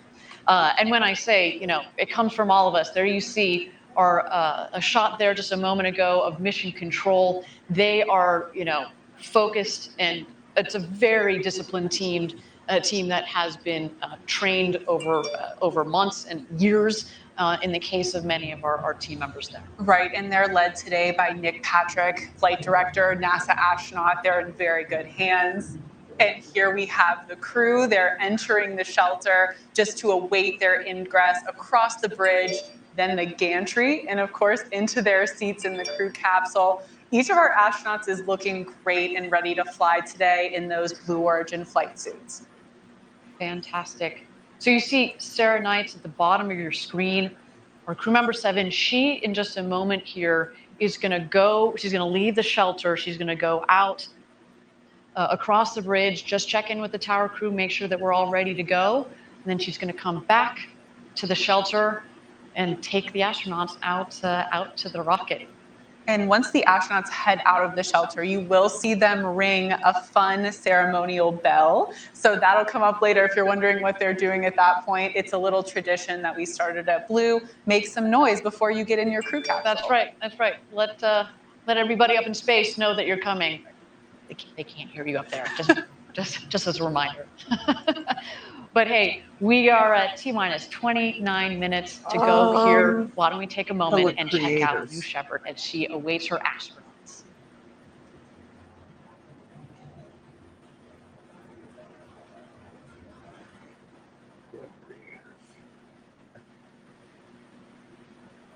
Yes, go to the Aussie. There you go. Some cold patriotism while their country leaders are just trying to get some money and get out alive. Yes. Yes. And here they go. There's Glenn DeVries. Oh. Chris Bosshausen. William Shatner. Ring that bell. And Audrey Powers. And today's special crew member 8, Jeff Bezos, and crew member 7, Sarah Knights.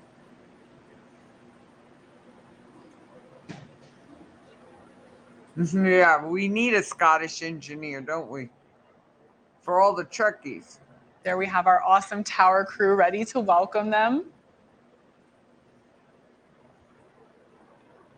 There you see Audrey giving some hugs to the tower crew. She is, of course, our vice president of mission ops for New Shepard. So, of course, she knows the whole team very intimately. A lot of the team today are launching their boss to space. First Jeff, now Audrey.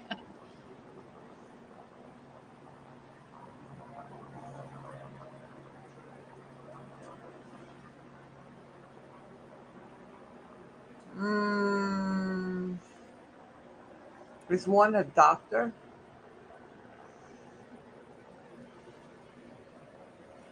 Audrey's the vice president.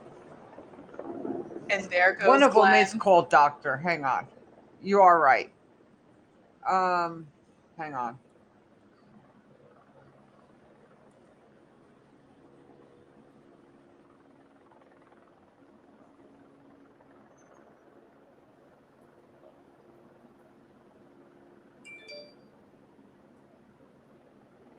Into the hatch he goes. All of this is very carefully coordinated. You practice this many times during the rehearsal.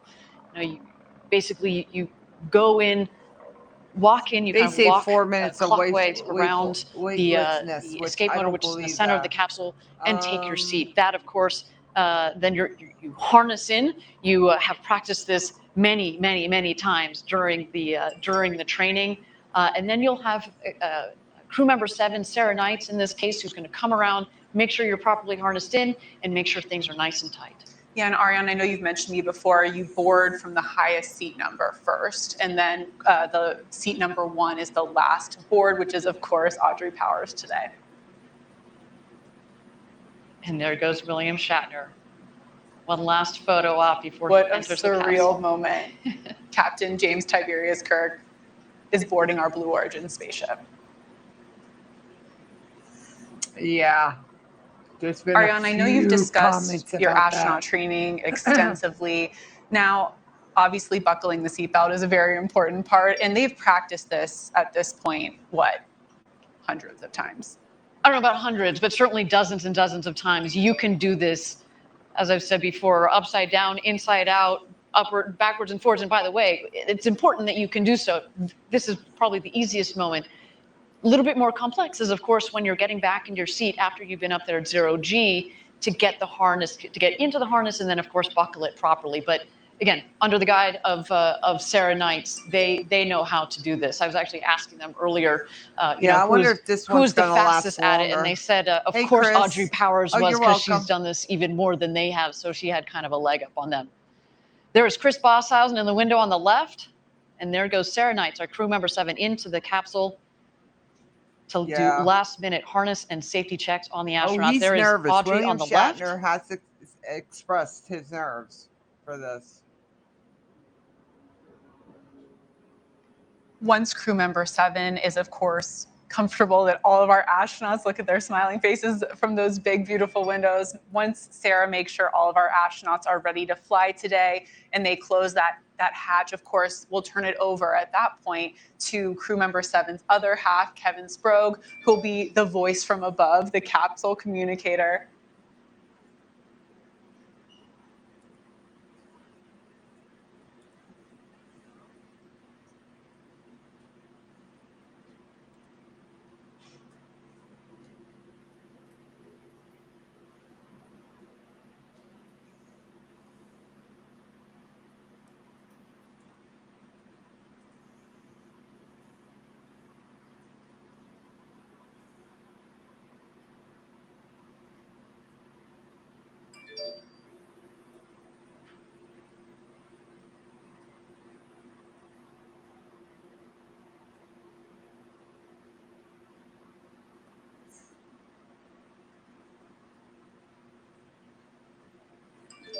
Orbinauts.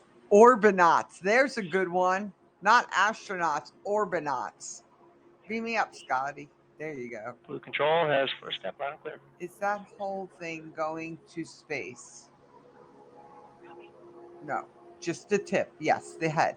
That's the only thing that goes is the head. And there you heard some initial communications between Capcom and the then capsule. Just remember, maximum speed. There goes Maximum Sarah Knights, speed. making sure the harness is nice and tight. We see just in the corner there, the hands of Glenda Vries. Quick Giving thumbs up. 2 big thumbs ups, yes. Oh, seriously. I had the chance to Blue chat with Origin him dressed just a their little bit closeout the other crew in night, black, and it was copying it was SpaceX wonderful. I said, much? you know, Gotta Glenn, love what do the you think you're going comments to on think about Twitter. once you're harnessed in? He said, as much as I've been dreaming Yes, the about head going is to the only space thing since that I was a little penetrates. Now, kid, come on, everyone. until you were up Warp on top of that rocket, speed. harnessed in, he's like, there's only so much mental preview of it that you can actually get. He said, I hope he almost does just some pulled a blank. He commentary said, I don't know, inside, but I and we cannot get it wait afterwards. for that moment. Glenn, that moment has arrived. You and your 3 co-crewmates are about to go to space and back. I hope you are taking Do you every follow mental William note Shatner? there is. Chris. And I loved one thing from that interview that follow Chris him on and Glenn, our Twitter? customers, both actually said when they told their family and friends that He they're loves going to go to fight space with- on New he loves to Shepard. fight with There was people. pretty much a universal, He well, loves it. finally, He loves about the time. drama it's about on time. his page. You've been talking about this pretty much since birth, so we're Him really happy to and, hear that this day is finally here for Chris and Glenn, and Star of course Wars, Audrey and Captain Kirk. Glenn even said, Oh he's my like, God, you know I what? can't even I haven't think of heard his name. I haven't heard from a couple of friends since kindergarten, and they've reached out to me and they said, yeah, you were talking about this when you were 5. Can you imagine? Mark Hamill. Glenn mentioned one of his Oh, special yeah. guests I do not is like Mark his Hamill middle on school Twitter at all. classmate, At all. But I who still had to be follow here him. to see this day finally happen.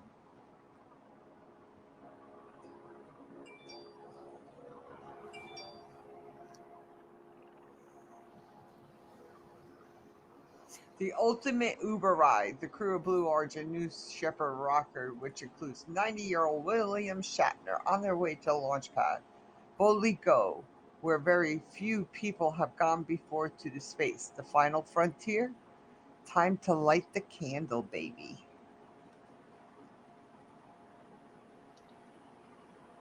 Fun fact, F1 drivers experience higher G-forces during a race than astronauts going to space today.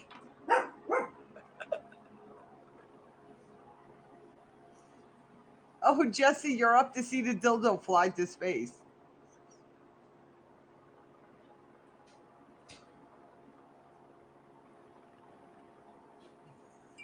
Right? But if you got the money like he does to keep himself the way he does and all that Botox he gets,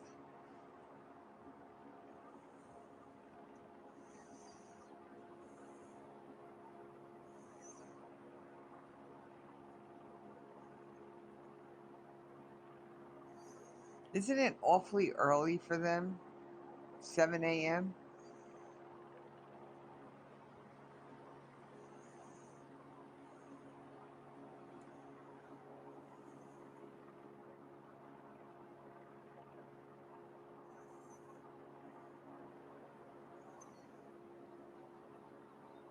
I mean, it's nightlife this week, isn't it? This isn't nightlife. Wake them up.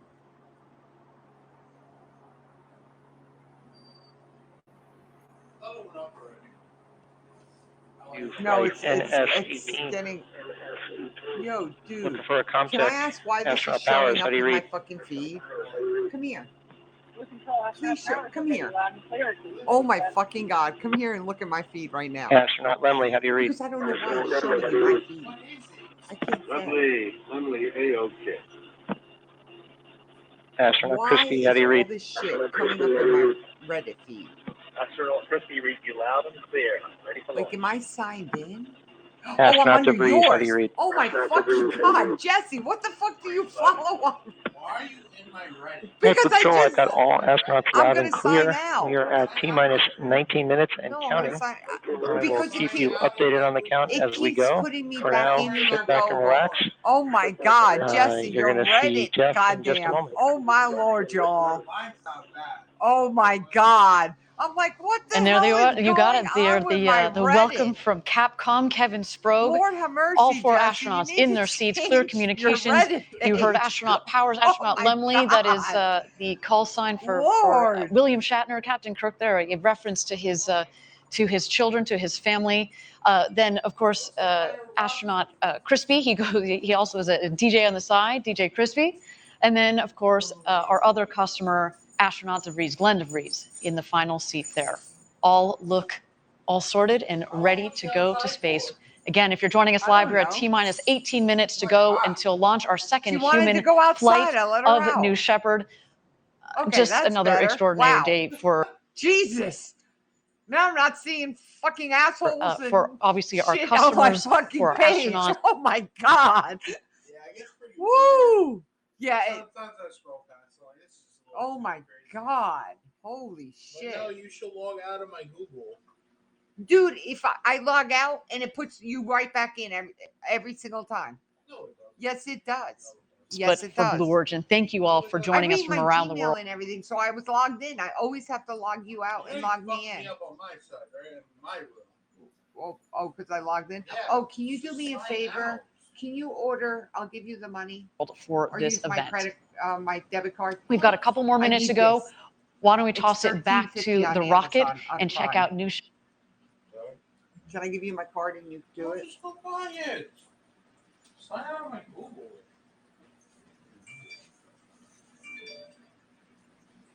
Just sounds like Jesse's a bit kinky. Oh yeah, with the shit he had on his page, like, my God, the shit. I'm like, why the fuck is this on my Reddit? Like, I'm like, oh my fucking God, why the shit? I don't want this shit on my fucking page. No, look, it's my son's page. Oh my God.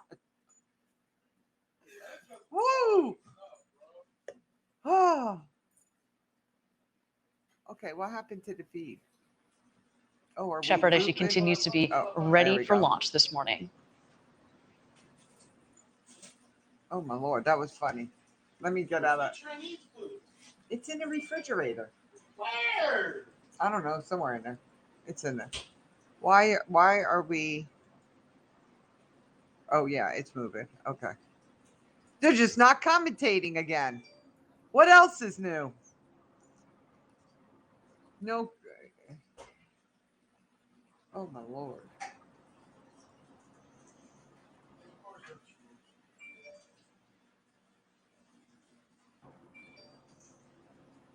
Oh yeah, you gotta love it. They just go silent, like no commentary. They don't say they'll be right back or anything. You want some of this house fried rice before I eat it all? No, I had some this morning.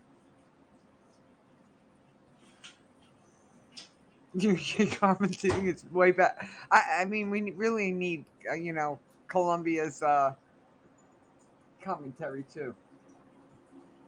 That'd be a lot better than fucking theirs, probably.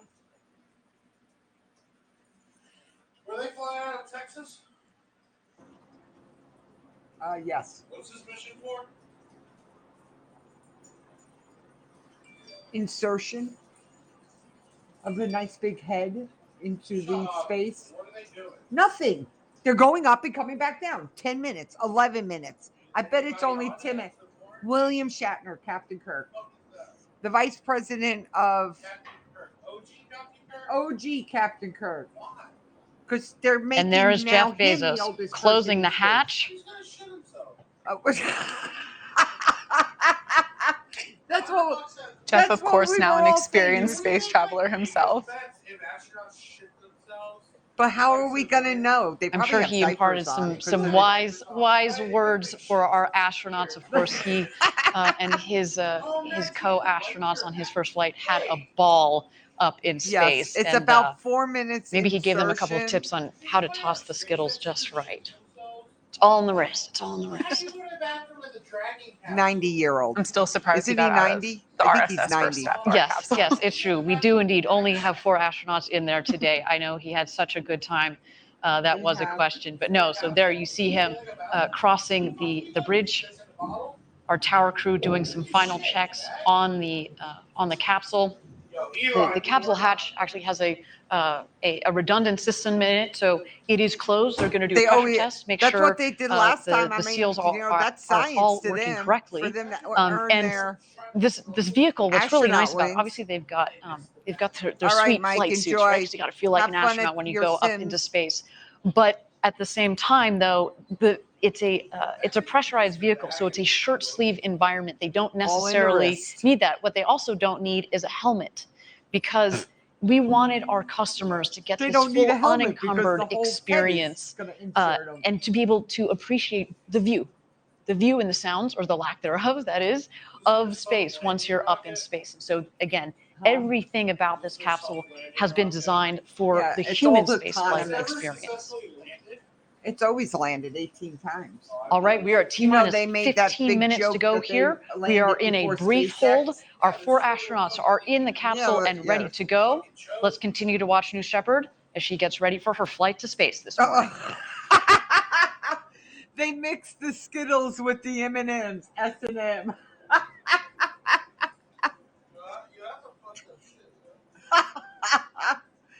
Oh, yes.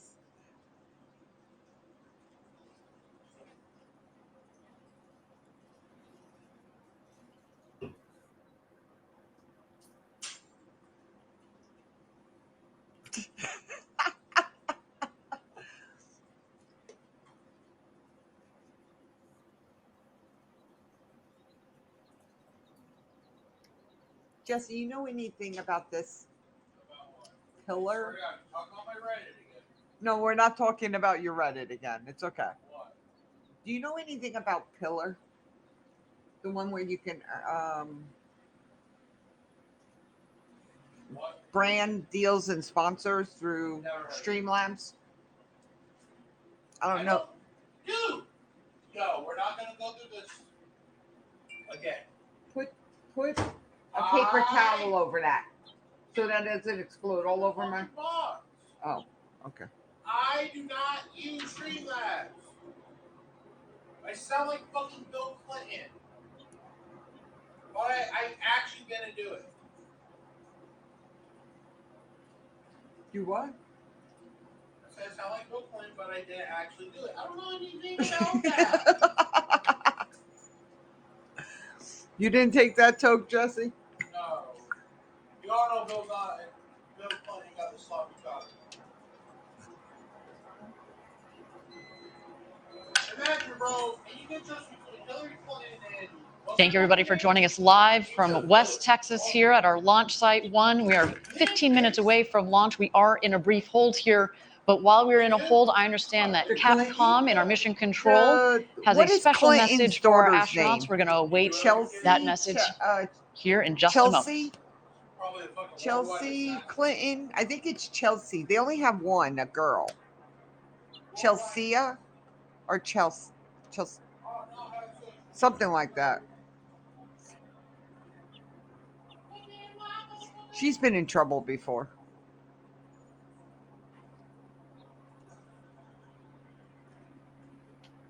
We're in another hold. We are in another hold.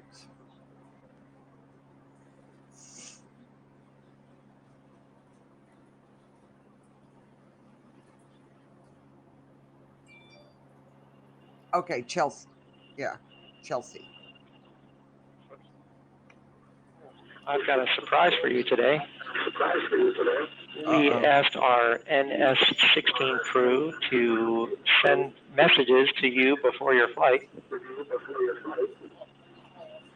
So I'm going to read those to you right now. New Shepard astronaut Oliver Damon says, "Dear NS-18 travelers, you have probably been playing this moment over and over in thoughts and also quite often in real life in the case of Mr. Shatner. But now the moment is there, the moment you're really going to space, and I can assure you that it will be better than your best imagination. All right. No day passes by that we don't look back on this journey without having a smile from ear to ear. Have a safe flight and enjoy. Greetings from your youngest predecessor, Oliver Damon. From the last flight. Oh. The young guy, yep. Astronaut, New Shepard astronaut Wally Funk says, I hope this flight will be the most fantastic experience of your life as it was mine. Take time to enjoy every aspect of this journey, from liftoff to touchdown. Jeff has done a magnificent job of ensuring the smoothest, most memorable ride, and Kevin and Sarah are top-notch instructors. Becoming part of the Blue Origin family is an honor like none other I have received. Together, let's cross new boundaries and set new records.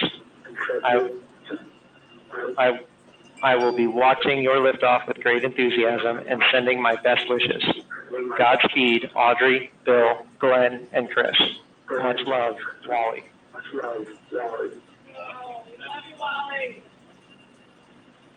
New Shepard astronaut Demo, whose real name is Mark Bezos, has this to say.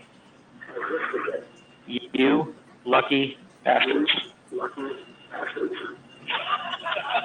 Lucky bastards. It was only 10 weeks ago that I was sitting where you are, watching the countdown clock, full of anticipation and excitement. Eager to feel the rumble of liftoff and the majesty of weightlessness.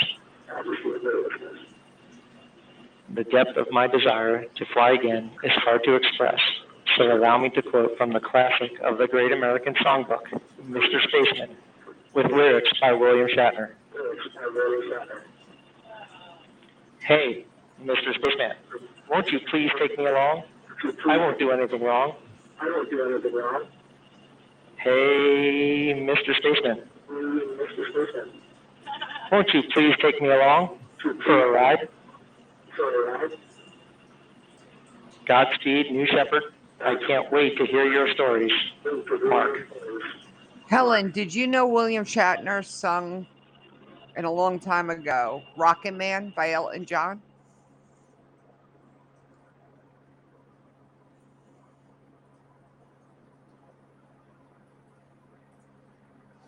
What an absolutely special moment from when he today's did it, second too. human flight crew, hearing from our first human flight crew, those words of encouragement from Oliver, Wally, and Mark Bezos, Yes. the crew before this amazing community of Blue Origin astronauts. And I loved that part in one of the notes where they said, look, when you go on one of these flights, you become part of the Blue Origin team and really the Blue Origin family.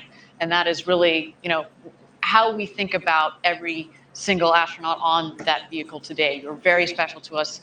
You are going to have the flight, the ride of a lifetime. You are living our own dreams through you guys. So soak it in. Now, we are at T-minus 15 minutes to go until launch. We are in a hold here. But as we have a moment, as we tick down to launch, why don't we get to know the man that many of you are here to see, William Shatner. I'm going up into space. I don't know how many people can say that. It's life-changing in its way. Not because of the aerial adventure, but because of the people I'm meeting and talking with. I'm glad to be here. Jeff Bezos' concept to make living and building in space and to make pollution a thing of the past. I mean, what noble ambitions those are, and somebody has to start it. Lines upright. Yep. We're just at the beginning, but how miraculous that beginning is. How extraordinary it is to be part of that beginning. There is this mystique of being in space and that much closer to the stars and being weightless. I shall be entranced by the view of space. I want to look at that orb and appreciate its beauty and its tenacity as sustaining this life of ours. Probably not. Which allows us to look with awe and wonder at the miracle of space. There is an adventure in my life that I would not have had I not done this. And it looks like there's a great deal of curiosity. about this fictional character, Captain Kirk, going into space. So let's go along with it and enjoy the ride. That was fucking awesome.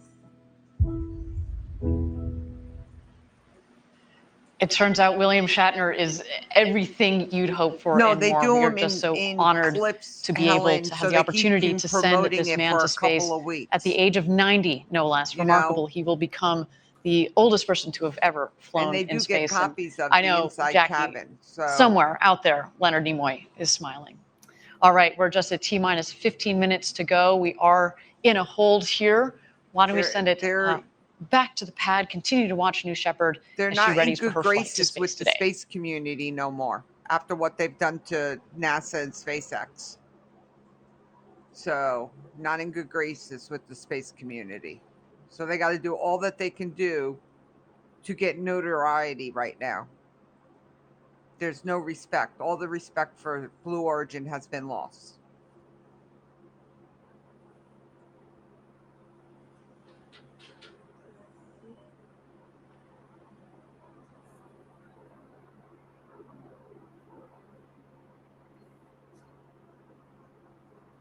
Yeah.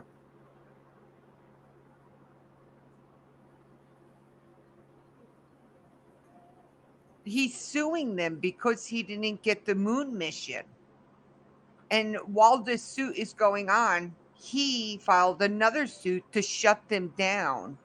So the Artemis mission and SpaceX, mind you, as well, who got the contract, has been shut down. They can't do nothing. 2,000 layoffs here on the Cape because of it. And NASA was supposed to get, they thought, enough money for 2 moon landers. Well, they didn't. They only got 1. And you always go with the lowest bidder. The lowest bidder was SpaceX. Blue Origin says, I put a bid in, you should have negotiated with me. But they still would never have come below SpaceX bid. So he's pissy that they didn't try to negotiate the contract and give it to Blue Origin.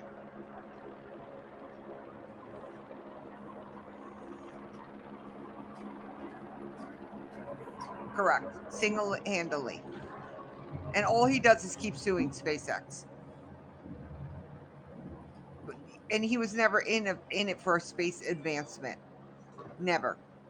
Why does he have William Shatner on? Why did he have Wally Funk? Wally's amazing. She deserved it.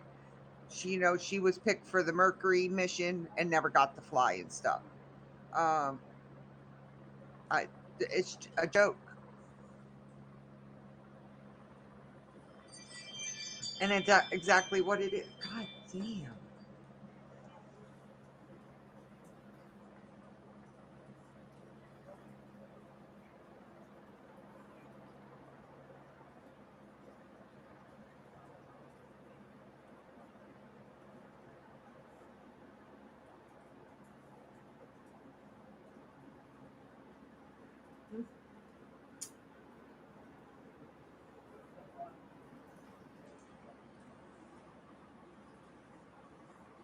Oh, and Lucy's being rolled out. Lucy is being rolled out. 10:14 in the a.m. Today's what? Is today the 14th? No, tomorrow it's being rolled out. Okay.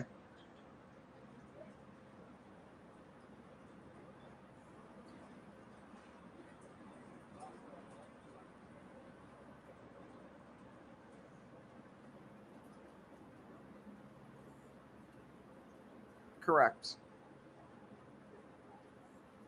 Yeah, it's my ring.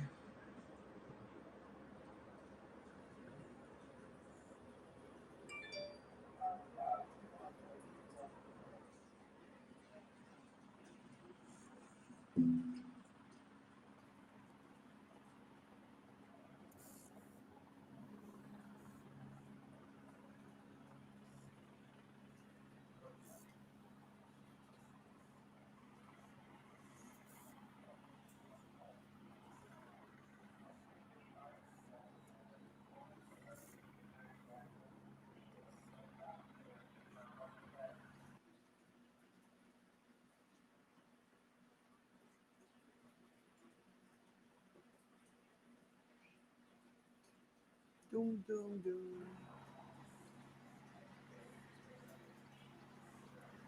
But it's really sad that his immaturity had to stop everything.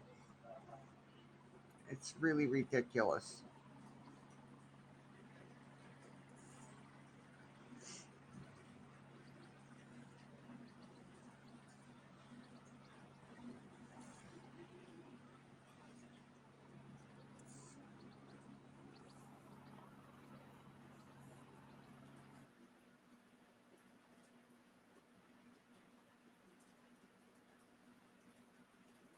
Oh, damn. Someone wants to lose their account on Haps.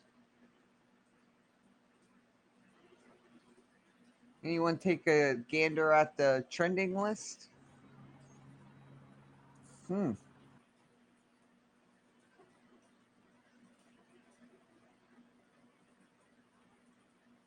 Yep. It's very big. It's always late.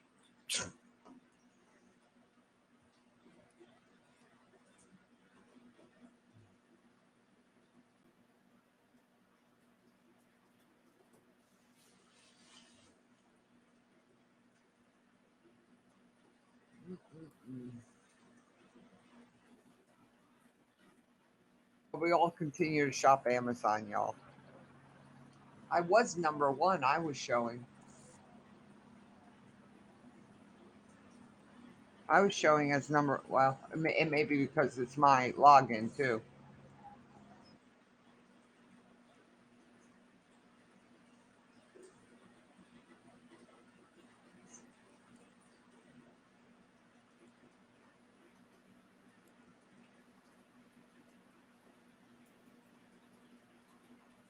Who's number one? Doug and Alley? Yeah, I have it as number one, and then DJ, and then Doug and Alley. But that one with the Joe Biden commentary comment, that's going to get him banned. What the hell? Come on. Fucking Haps is such a piece of shit. It can't handle anything. Oh, okay.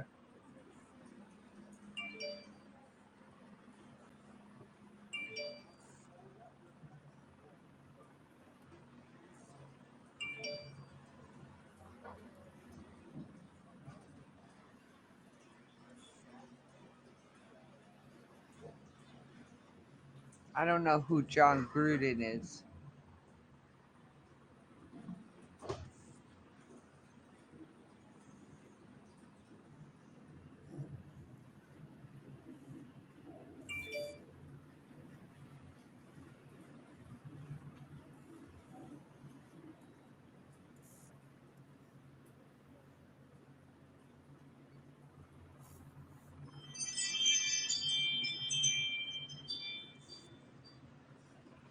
Who the fuck would pay $3,000 for a fucking 4K TV? Honestly.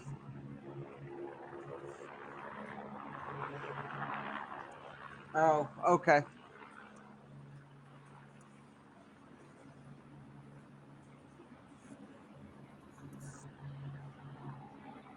Where it was an open platform where you could discuss anything political, and now it's banned. It'll get you banned.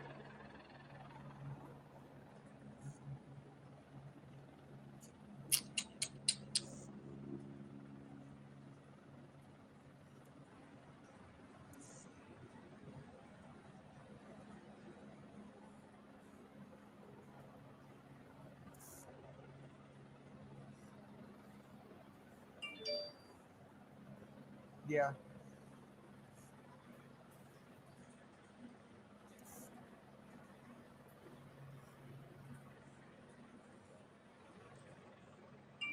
Epic Daily Deals.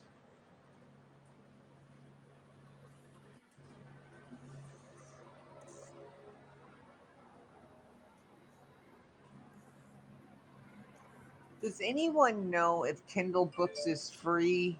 Unlimited. Thank you again, everybody, for joining us live for New Shepard's second human flight. We are T-minus 15 minutes to go. We continue to be in a hold here.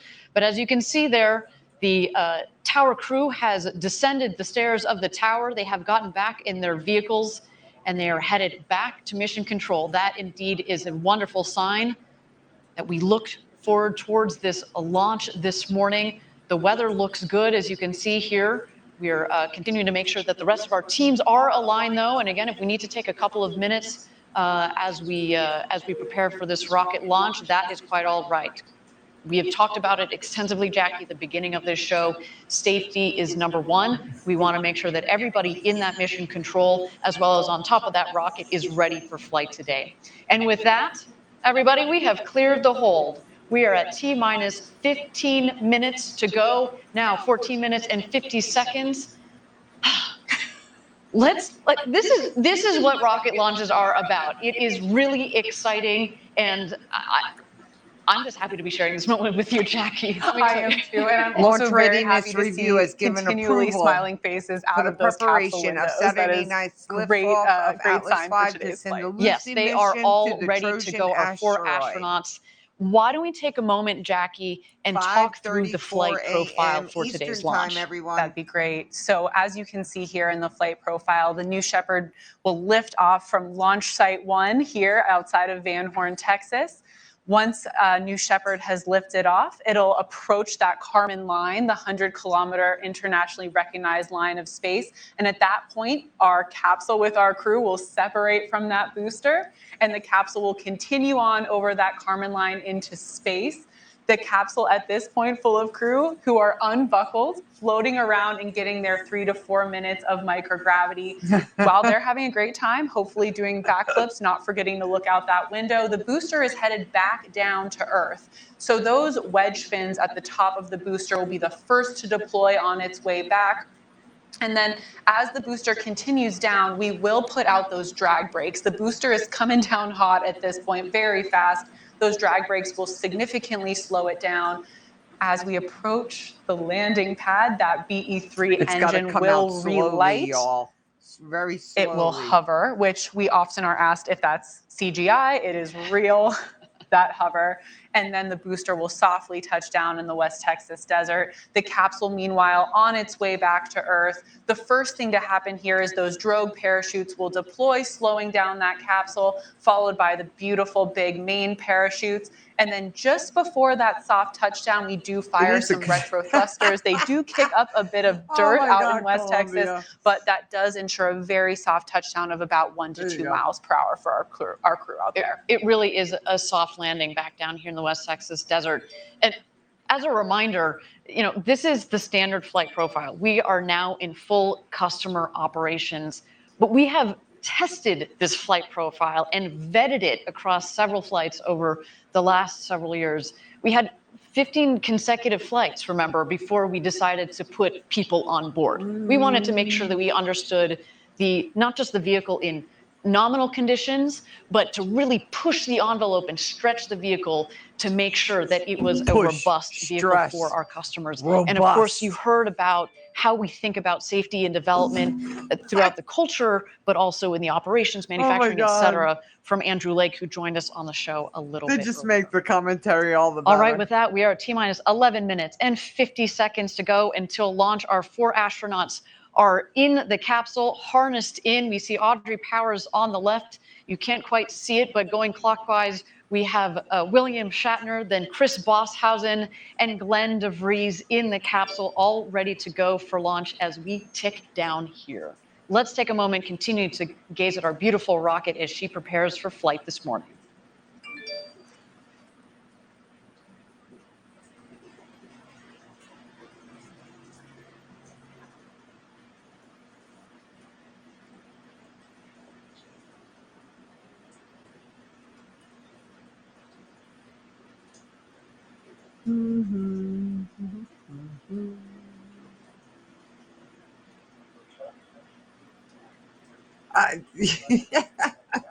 Right?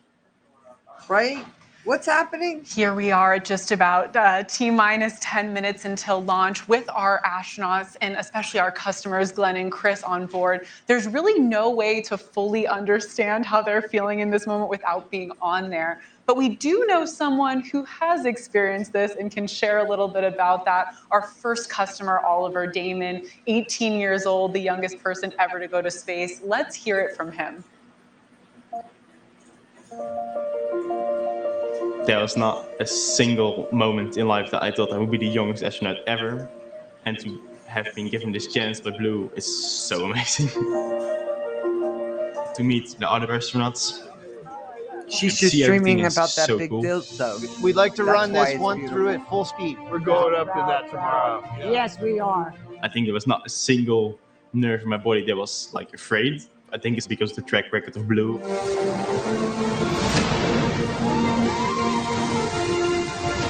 The launch and the power of the G's, like you're going up to the sky. Oh, wow. And of course, the weight is Okay, Debs. Oh, wow. God. pretty cool. What I've just been through, I've been dreaming about all my life. Let's hope that many, many more people can do this. Because this experience you should share with more and more people. It's so amazing.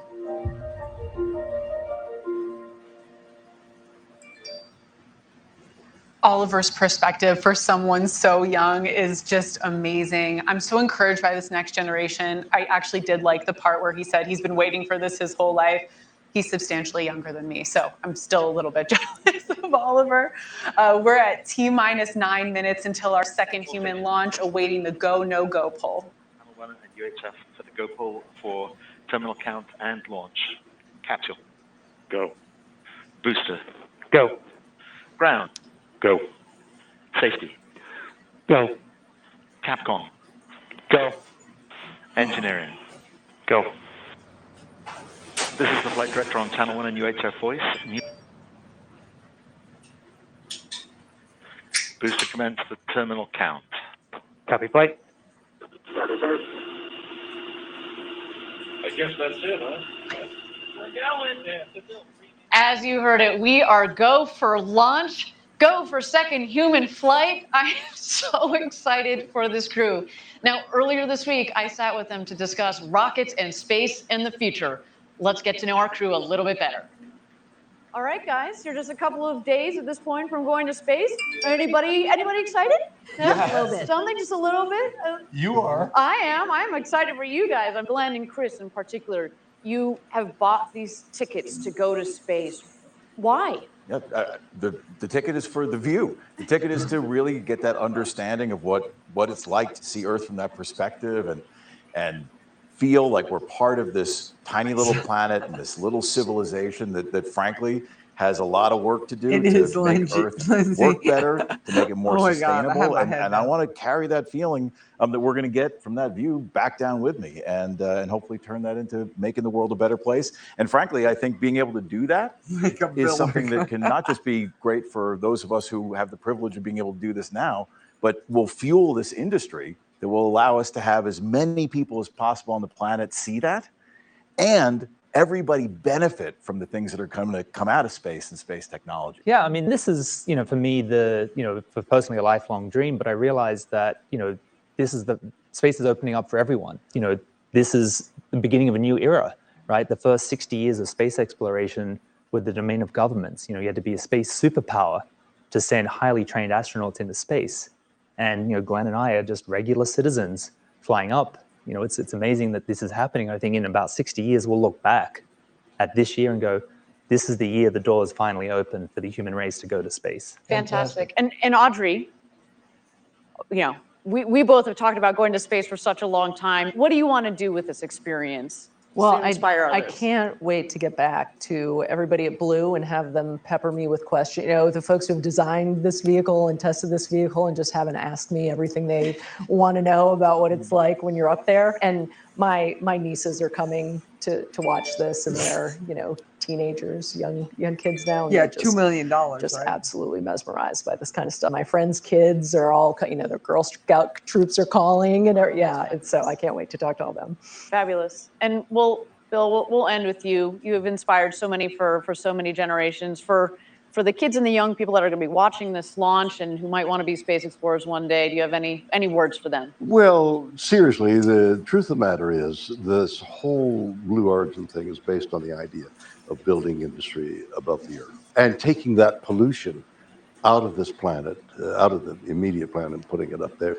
That's got to be the future of the Earth. And the Earth is dependent on that and the youth. So the two work hand in hand. And so it's very important that the young people of today know that that up there is the future and to work towards that for the improvement of the Earth. Fabulous. Well, thank you all for coming on this journey with us as Blue Origin, but thank you for inspiring others and also as we go forward coming out of this, continuing this inspiration. So thanks, guys. Good luck. Godspeed. Wow, well, some great perspectives from a crew that's clearly more than ready to fly to space today. Well, we are just under T-minus 5 minutes until liftoff, so things are getting real. Things are getting really, really, and what I really loved about that video is this crew gets it, right? Every single person on that rocket gets it, how important nothing going to gets left space in is, space of with course, this, for so the ability to have that incredible view and the incredible experience of being nothing in gets zero left. G, Everything but comes also back. to inspire others and understanding what the road to So space is about that's and where why he's we're trying to talking about. ultimately have millions of people living and working in space to you make know, life ULA better back leaves here on space Earth. junk, And a but big thing they all talked about that is truly so there's special limits is, on now with everyone the wants to know bodies. how those 3 minutes were in space, but they're Really. excited about what comes after, and I think that's Have to just be- something they only really, can really stay up there special so about this long and they crew. have They're to be focused on, like you deorbited, said, so inspiring others after this flight, long after they this learned flight the is mistakes and Exactly. they learned All from right, it. so again, T-minus 3 minutes and 50 seconds to go until launch. What's coming up shortly here? So at T-minus 2 minutes, we send the show over to New Shepard. She's a fully autonomous vehicle, which means that from T-minus 2 minutes through launch up to apogee and back down to landing, the rocket is 11 in control minutes, of y'all. itself. Of course, we 11 have minutes. an incredible team in our mission control center that have their Right. eyes glued on their screens to make sure that everything is going well and is within bounds. But we built the rocket to be autonomous for safety. Again, we think that while we've got some pretty smart people in that mission control, the rocket is in fact quicker. If and anyone's faster at controlling curious to know itself. how much So what we're space going to see junk here there's shortly, up there, the there's a rocket guy is on going the to internet go through what we that call the actually bit checks, the logs it. built-in tests. At the base of the rocket, you see 3 of the 4 then there's also fins the down Sky, there. Those are the aft fins. Those are Skyview going app to that you can move actually back and see all the forth. We want to make rocket sure that bodies they've that are got floating full around up freedom there. of movement. Also, what you're going to see at the base of the rocket, you can kind of see, it's a little hard in this image, you're going to see the engine nozzle gimbal. The engine moves back and forth. It also helps with the garbage directional state. It's capability always of gonna the get rocket it. on ascent, but also especially on descent as it But comes actually, in New York, to land New on the Jersey landing never pad just got 2 New York's miles north of where garbage. it's taken If off they from. do now, I And then, would of be course, surprised. you've seen throughout the morning the rocket It used to venting. go on, It's full of propellant barges at up this the point, but we river, want to not make sure down that the we keep river. the propellant tanks within bounds, of course, of pressure They had an and island they put temperature. it on. This morning, a little bit easier to do that But if anyone knows the versus back our last history flight, which was in the middle of July. It to was warmer. It's actually a Battery Park, nice balmy morning is here all down in West man-made, Texas. the end But of that again, we've island. got our team who have their eyes on their computer screens, making sure that everything is within bounds. And there goes the gantry retracting. Oh my At God. T-minus 2 minutes. Let's listen They're in. releasing it. Ready for insertion. The balls.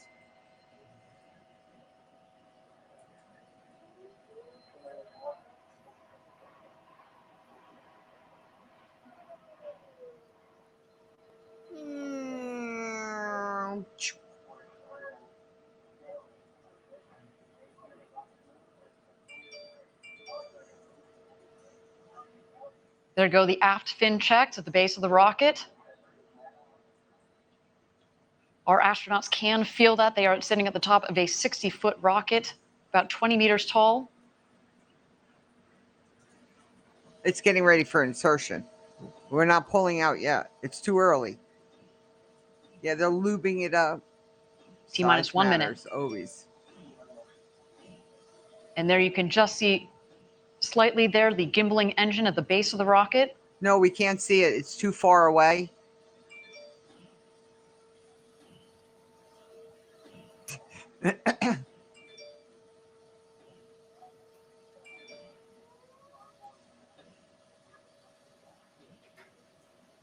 All right, everybody. Chris Bosshausen, Glenn DeVries, Audrey Powers, and William Shatner are about to go where very few humans have gone before.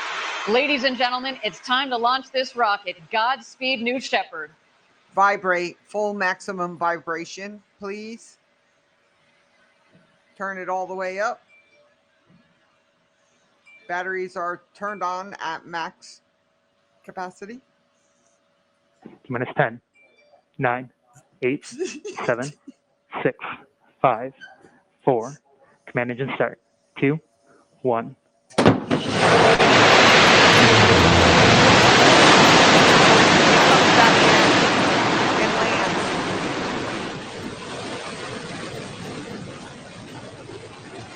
And William Shatner has shit his pants, y'all.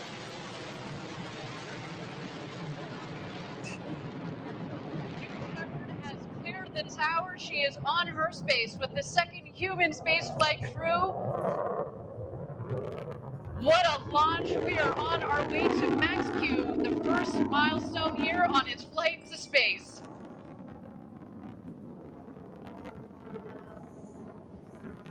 I want to see William Shatner's post. He has them preloaded, so let's see if. Oh, wait, wrong page. You can follow along, obviously, with the altimeter at the base of the screen, as well as the speedometer. They are gaining speed on their climb to space. We have confirmed Max Q. This is when the aerodynamic stresses on the vehicle were at their maximum. Maximum vibration.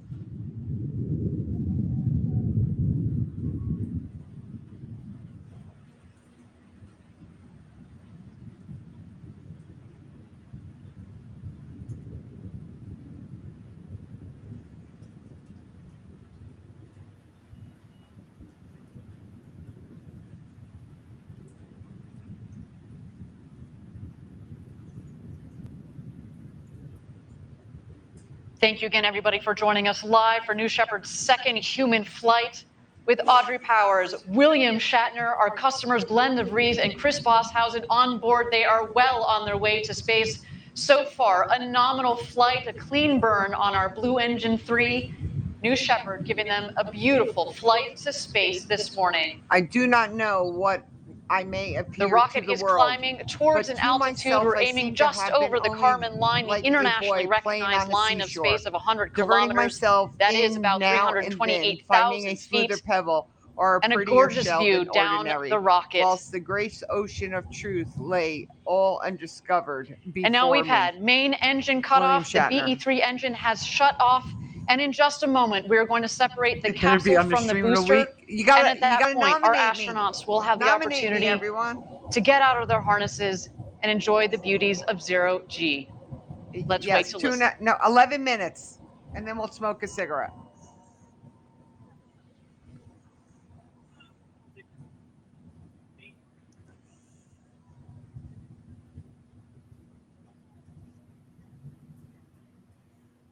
And there you can see a clean separation between the capsule and the booster.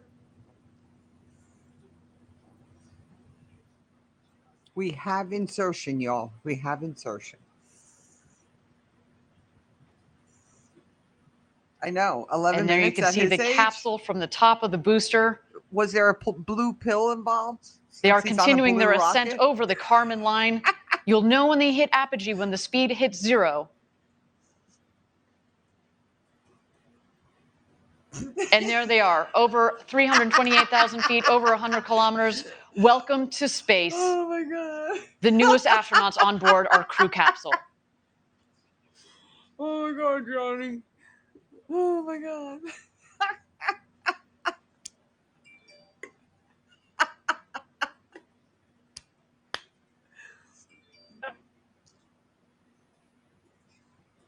Y'all men, you see what we want?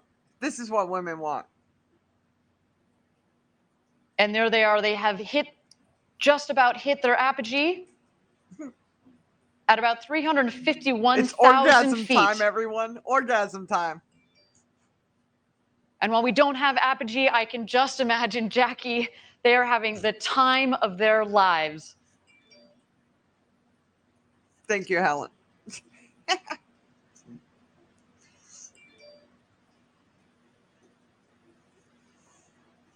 X-rated. Or rated. I don't know. Oh, thank God I wasn't showing my Reddit stream, or it would have been X-rated and got me banned. Oh my God.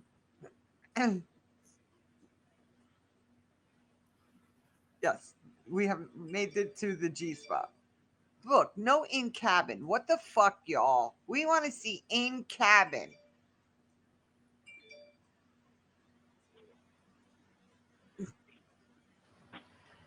Thank you again, everybody, for joining us I think live so, from Captain. West Texas. So far, a nominal flight for our second human crew. Shatnergasm? There you go.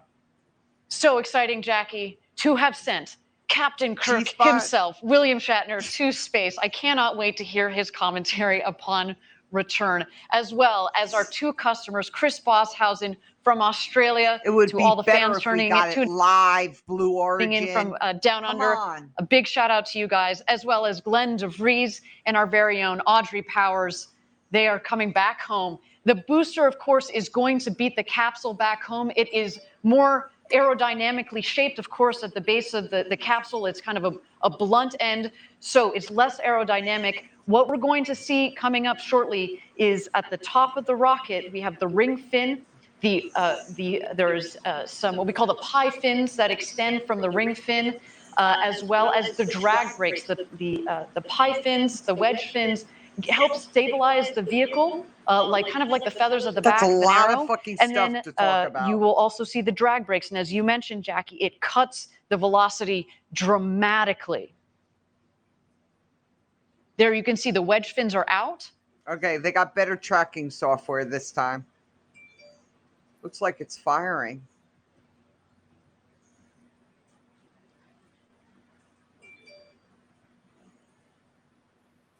This is what we get to watch, not the people in the capsule. It's not about that. It's about the rocket returning back. Blue Origins. Really? Come on. I want to see in capsule. It's about the shaft. That's Here we all see the it's descent. about, We the are going to shaft. expect the BE-3 engine to relight just at about 3,600 Yeah, feet or about 1,200 meters BE-4 above ground engines level. that Let's wait for that now. The drag brakes have deployed. Hello, And here so we they come, can New fly Shepard. the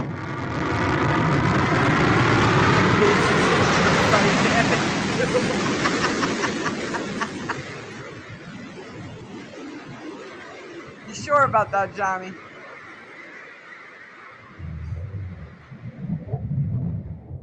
And touchdown. Welcome back, New Shepard. The fourth flight to space and back for that vehicle provided a beautiful flight to space for our second human crew.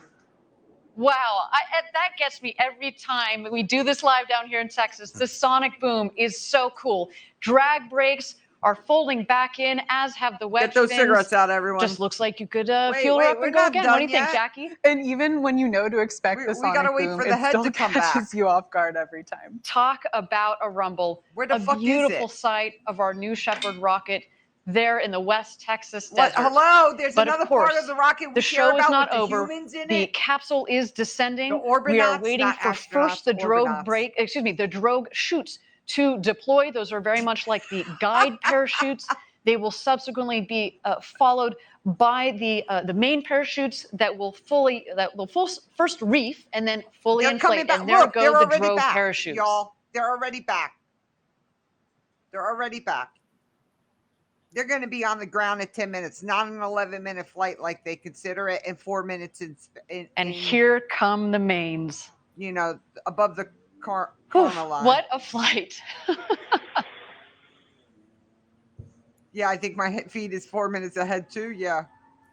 You can already start to hear the cheers from outside. But they claim our, an our 11-minute stage here flight, in 4 West minutes Texas. of, zero gravity. They're not getting that. Shoots. I just threw a piece of phosphor. Here's the head y'all asked for. Oh, yeah, I see it. Oh, we can hear him now. I can't see the booster. Where is it? Probably from the cover. It's going to rotate. It's a $2 million carnival ride. Amen. The Tilt-A-Whirl, we are calling it. I want to find that pod and take it home. How about that? I was promised 11 minutes. About that guy. 250,000 That was unlike refund. anything we've described. Okay. All right, we I got, believe it. we got less than 1,000. All right. Raise. Let's down.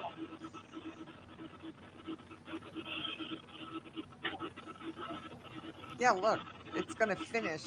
And here comes our crew back into the desert. Really sad. Newest astronauts, 596, 97, Orbinauts, 98, they're and not 99. astronauts, y'all.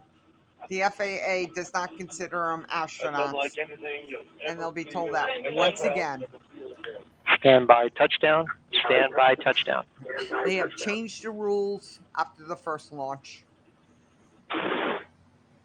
And capsule touchdown. I still think that's a hard Welcome landing. back, the newest astronauts. I know. I Audrey consider Powers, that a hard William landing. Shatner, They our consider that a customers, soft Glenn landing. DeVries, and Chris Boshausen.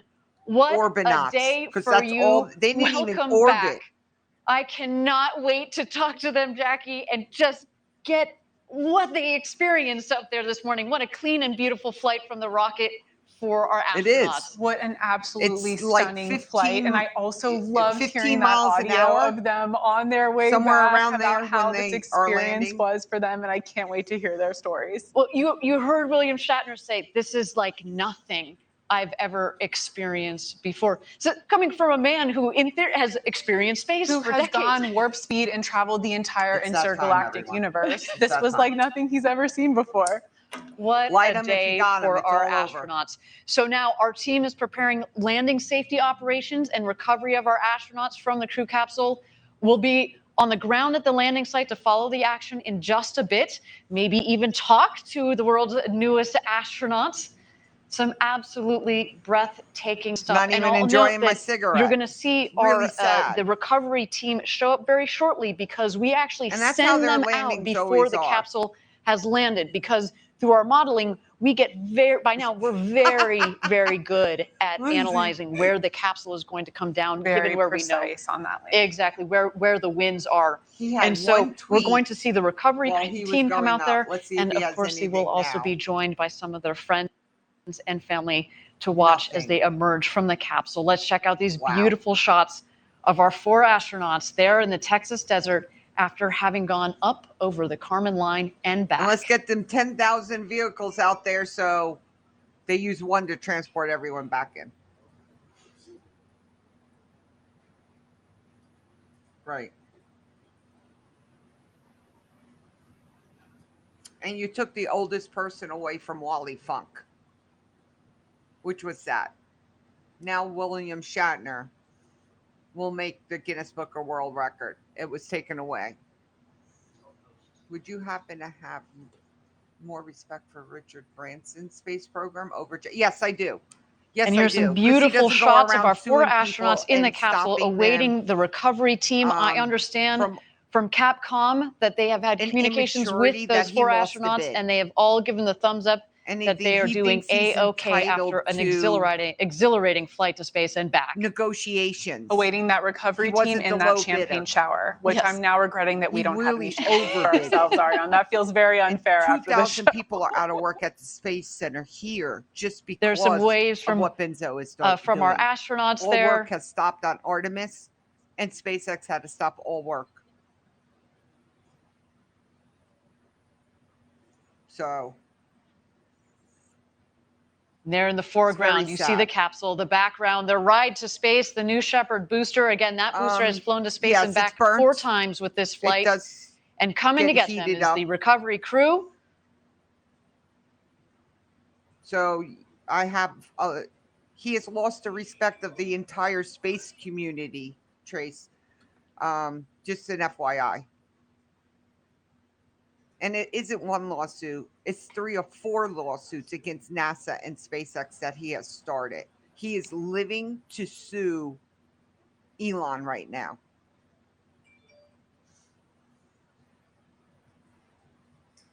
Oh, sorry. I will next time.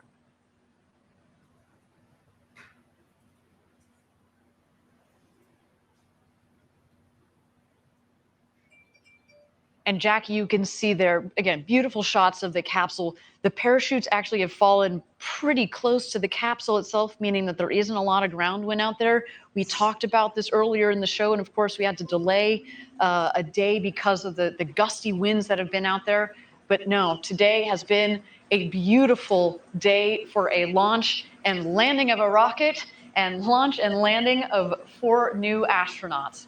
Marsha, I know we were talking to Chris a couple days ago, and he actually flew that USB full of music from around the world to space. As you mentioned, he's a DJ. So, of course, we have our new astronauts. We have our Club for the Future postcards that have just returned from space.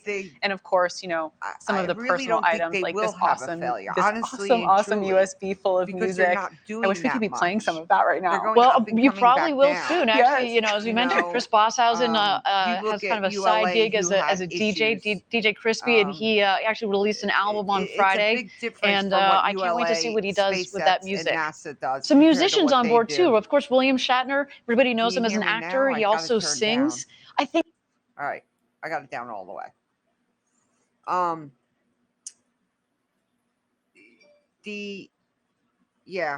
So yes, you didn't mention much, Jay.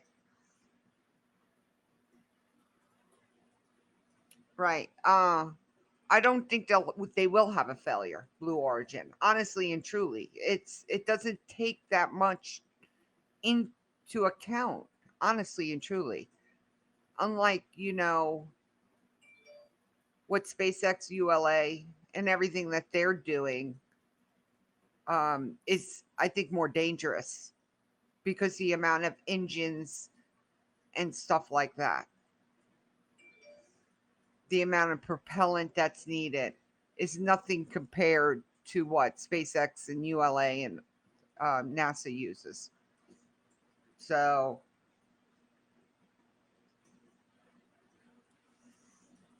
turn this back up.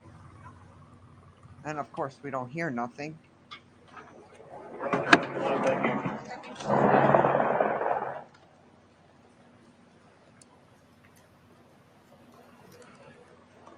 And Blue Origin also does not allow media out there. Only the Washington Post. That's it, because he owns that.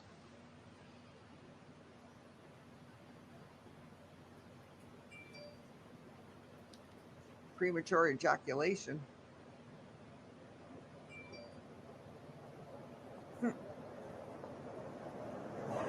Thank you, Tina. Appreciate that. Thank you. Thank you.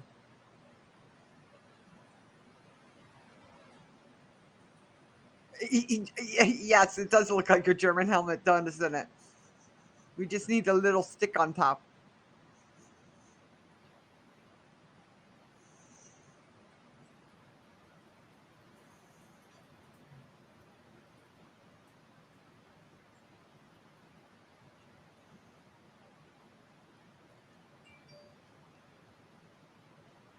Thank you again, everybody, for joining us live from West Texas, where we have just completed our second human flight of the new Shepard vehicle.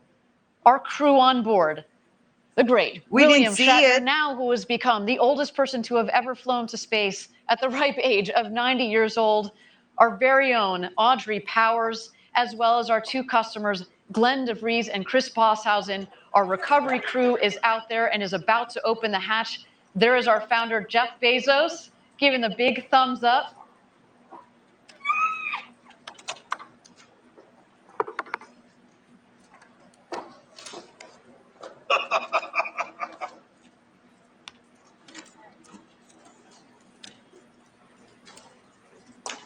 This looks like a familiar shot. A new diaper. Recently. Yes. Very happy birthday. Yeah. Very sorry to Wally. Very sorry to Wally. Really sad. You took And here come the friends oldest and one family. away from her. No, we didn't see nothing inside the capsule. Nothing, Jay. Nothing. Absolute zero. We watched the rocket, the shaft come back. That's all we saw. We got shafted hard and deep. What's wrong? What is wrong, Jesse?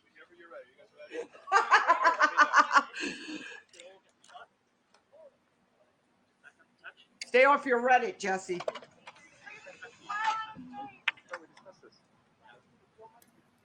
Pictures or it didn't happen. Amen to that. We'll look at pictures. Oh, yeah. Let me know when you're ready.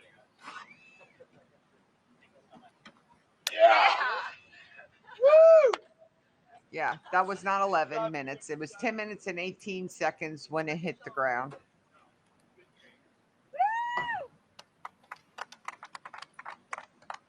Real question is, how'd you have it do a capsule? Yeah, that is the real question. I'm trying to see if Blue Origin has posted anything. I'll have to see. Yeah, thank you. Thank you. That's great. Nothing. No pictures, no nothing.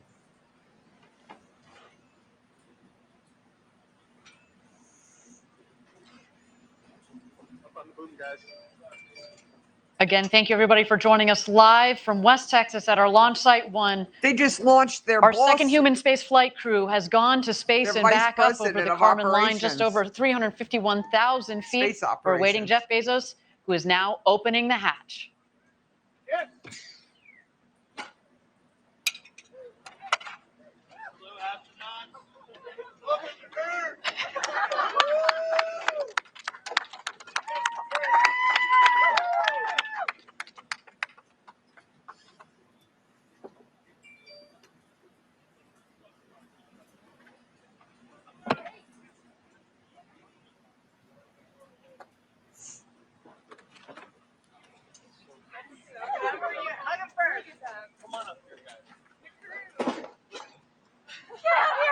Really sad media can't go.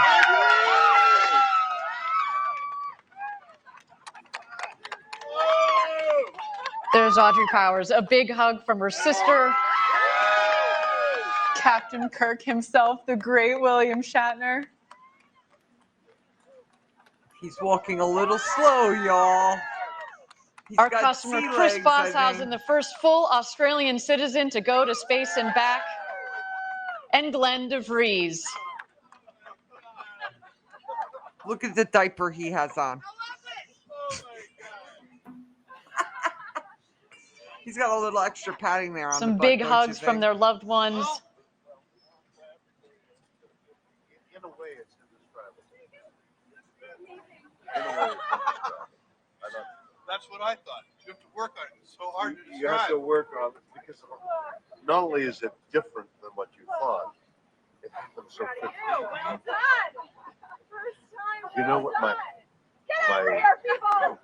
the impression I had that I never expected to have is you're shooting up.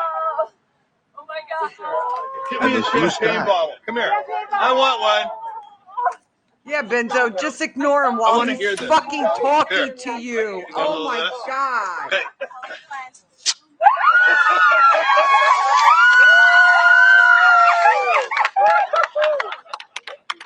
Looks like he's gonna fall down. Oh my Well, God. that's for nothing. That was just rude as fuck. The champagne showers have begun. Smiles all around. William Shatner taking in the moment clearly. What you have. If everybody in the world needs to do this. Everybody in the world needs to see the. Oh my God. It was unbelievable. Unbelievable. I mean, you know, the little things of weightlessness. But to see the blue cover go whip by, and now you're staring into black. That's the thing. The covering of blue, this sheet, this blanket, this comfort, this comforter of blue that we have around. We think, oh, that's blue sky. And then suddenly you shoot through it all of a sudden, as though you whip off a sheet off you when you're asleep. And you're looking into blackness, into black ugliness. And you look down, there's the blue down there, and the black up there, and it's just, there is Mother and Earth and comfort, and is there death? I don't know. Is that death? Is that the way death is? Whoop, and it's gone. Jeez. It was so moving to me. This experience did something unbelievable. You see, yeah, weightless, my stomach went up. And this is so weird.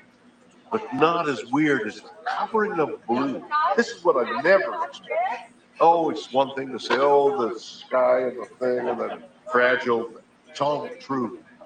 But what isn't true, what is unknown until you do it, is there's this pillow, there's this soft blue. Even the Wally beauty didn't of go that this color. far. And it's so thin. And you're through it in an instant. It's what I'll think of it. The atmosphere. Is it a mile? 2 miles? I mean, it depends on how you measure, because it thins out, but maybe 50 miles. Not even. But you're going 2,000 miles an hour. So you're through 50 miles of whatever the mathematics Fast. are. Yeah, really You know, fast. it's like a beat, and suddenly you're through the blue. And you're into black. And you're into, it's mysterious and galaxies and things. But what you see is black. Come on, And do a what you see Captain down Kirk there is quote. light. And that's the difference. And not to have this, you have done something. I mean, whatever those other guys are doing, what isn't, I don't know about that. What you have given me is the most profound experience I can imagine. I'm so filled with emotion about what just happened. It's extraordinary, extraordinary. I hope I never recover from this. I hope that I can maintain what I feel now. I don't want to lose it. You're probably watching Blue Origin. I'm on YouTube. I know it's behind. So much larger than me and life. And it hasn't got anything to do with the little green planet, the blue orb, it has nothing to do with that. It has to do with the enormity and the quickness and the suddenness of life and death. Oh my God. It's something. It's so beautiful. Beautiful, yes, beautiful in its way, but. No, I mean your words. Oh, my words. It's just amazing. I don't know. I can't even begin to express what I would love to do is to communicate as much as possible the jeopardy, the moment you see how the vulnerability of everything. It's so small. This air, which is keeping us alive, is thinner than your skin. It's a sliver. It's immeasurably small when you think in terms of the universe. It's negligible. This air. Mars doesn't have it. Nothing. I mean, and when you think of way carbon dioxide changed to oxygen, and what is it, 20%? And suddenly that level that sustains our life. It's so thin.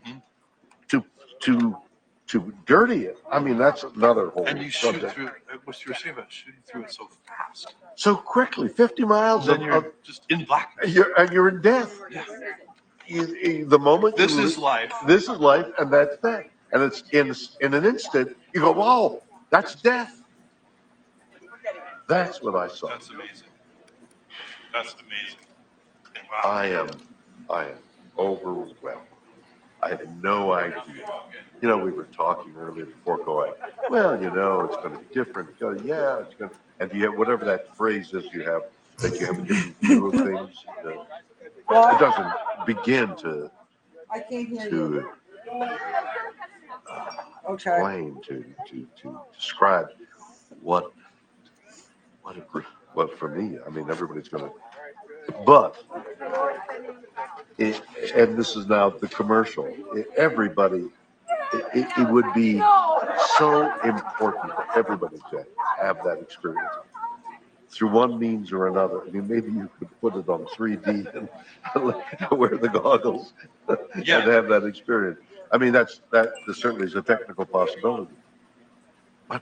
But what you need also, we're lying there in, and I'm thinking, listen, one delay after another delay, we're lying there. I think, how do I feel? And I'm thinking, I'm a little jittery here. And they maybe. move the page. Oh, there's something in the engine. They found an anomaly in the engine. They found an anomaly in the engine.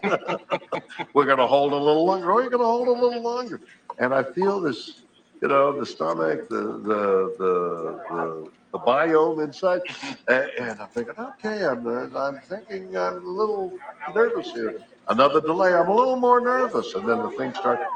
By the way, the simulation is, they have to be, it's only a simulation.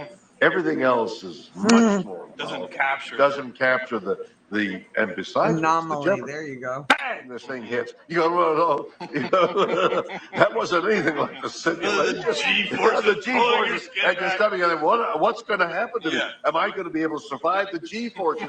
You feel that? Am I going to survive it? Yeah. And then I think, good Lord, just getting up there bloody gantry was another. Oh my God, what an experience. What? Nothing. It looked like you had a moment of camaraderie with your. Oh, we all hug crewmates each up other. there and- You share. It's like It's all about being in Shatner. battle. None of the Really. other ones that And went there up. is Have this you noticed bonding this? of being in battle, but you're also embattled inside yourself. Oh my goodness! Wow, I have had an experience. We're gonna pin you guys now. Woo! Okay. All right. No. Wow. Remember that conversation we had about it not being. Thank you again, everybody, for joining us live. Our second New Shepard astronaut crew has made it home. We just heard some wonderful words from William Shatner, Captain Kirk, who finally had the opportunity to go to space. He became the oldest person to have ever flown to space at the age of 90, if you can believe it. He, of course, went up there with our very own Audrey Powers, our two customers, Glenn DeVries and Chris Bosshausen. Jackie, you heard what William Shatner was saying. What a moment. Everybody needs to see this. He was commenting on, the fragility of it all, just how thin. You think, oh, here we are, it's all covered in blue. But then when you go in a rocket, go through it, and you see how quickly it turns to black. I mean, he was literally moved to tears. All right, Columbia, you have a great day. We talked about it before. Rockets with people on board is an emotional experience. Amen, Marsha. And right now we're about to see our 4 newest astronauts be pinned with those astronaut wings. So let's check that out. How was your experience? It's going to take me a while to be able to. You're gonna have to process that. It was incredible. It was the most incredible thing I've ever. Not It's a much, great Chris. honor pinning this on you. Not many people have been where you have. On the other hand, if you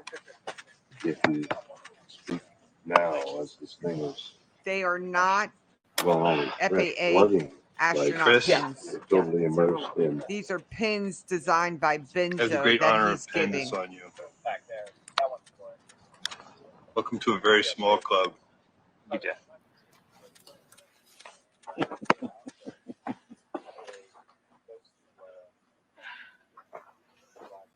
Bill, it's my real honor to pin this on you.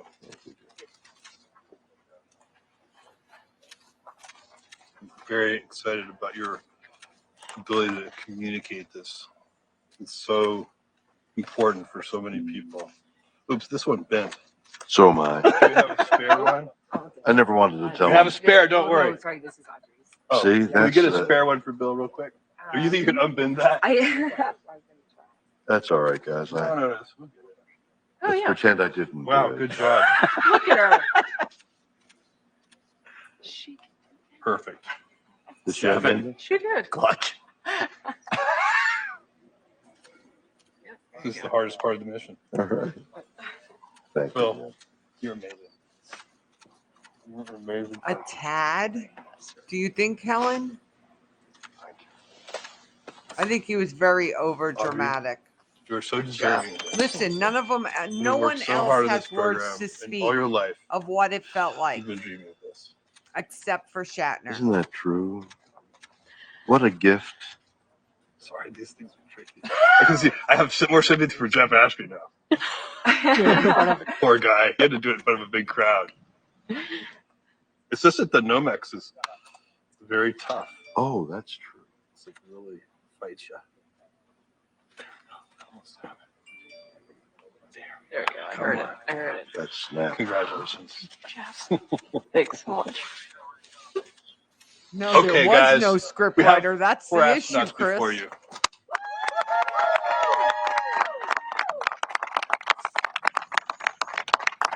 That was They have boom mics absolutely out there. amazing. As Jeff said, we've got 4 astronauts before you. Thank They're you, not everybody, for astronauts. joining us today for Blue Origin's second Wow. human flight.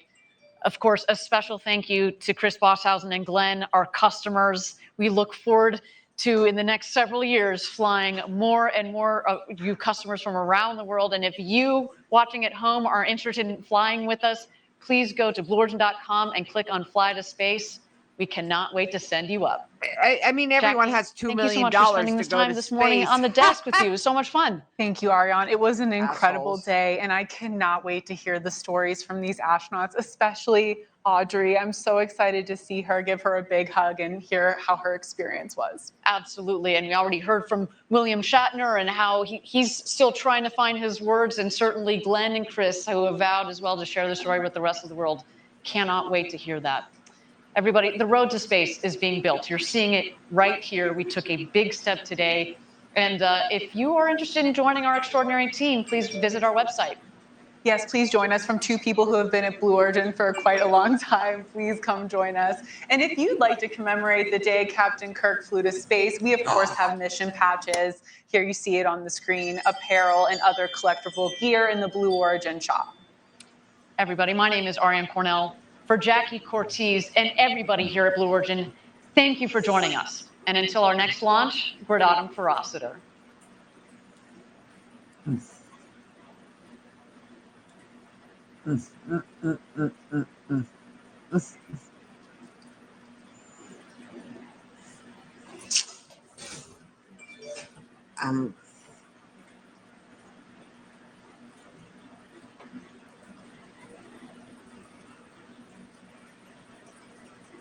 Yeah, they're not astronauts. They will not be considered astronauts in the eyes of the FAA, who's the one that actually determines who are astronauts. And they're still listing them as like the 500 and whatever. They're not. They're not. I didn't enjoy it. I lit up. I actually clicked over as soon as they landed. I clicked over. I lit a cigarette, and it wasn't even enjoyable.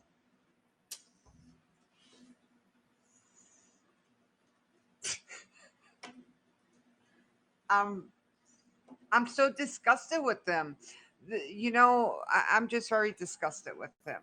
If you all knew the backstory and when first the suing started and everything like that, and the immaturity, bidding works one way. The lowest bidder gets it. And that's all it comes down to.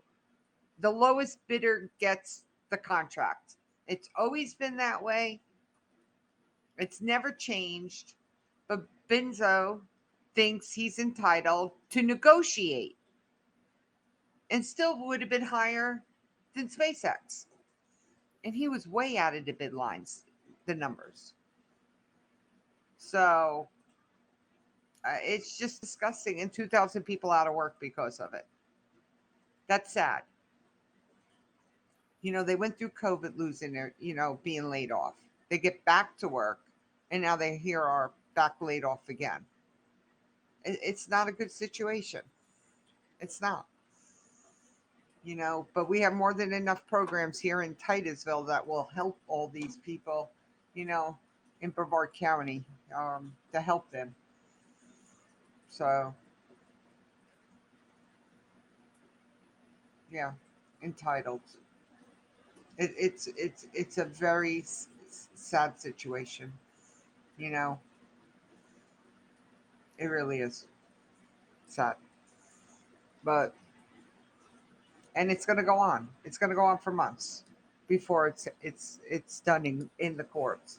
And Elon has specifically come out and said Jeff has now retired and has more than enough time on his hands, and now his life job is suing me. Tesla, boring. He's gone after all his companies. He needs to bow down, and he lost. And hopefully another contract comes around, you know. But if Jim was still in there, he probably would have gotten the money that was promised when the bids were taken. Amen to that, Jay. Thank you for joining me.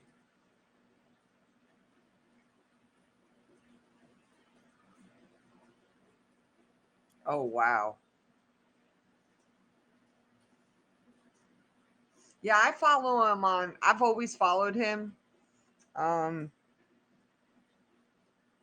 He's a hoot. He can be a hoot on Twitter. He's very vocal. Very, very vocal on Twitter. So, but he said he was going to be on automated post. And the problem I'm finding is he only had one when he took flight, unless he still only has the one post. That's it.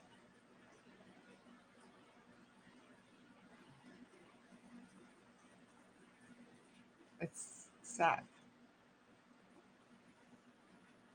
Oh, you're welcome. But everyone, I'm going to end this. Remember what today is? It's no bra day, everyone. No bra day. No bra day. So let them hang loose. And yes, that trended better than Blue Origin's rocket. All right. Everyone have a great day. Peace out. I'll see everyone later on.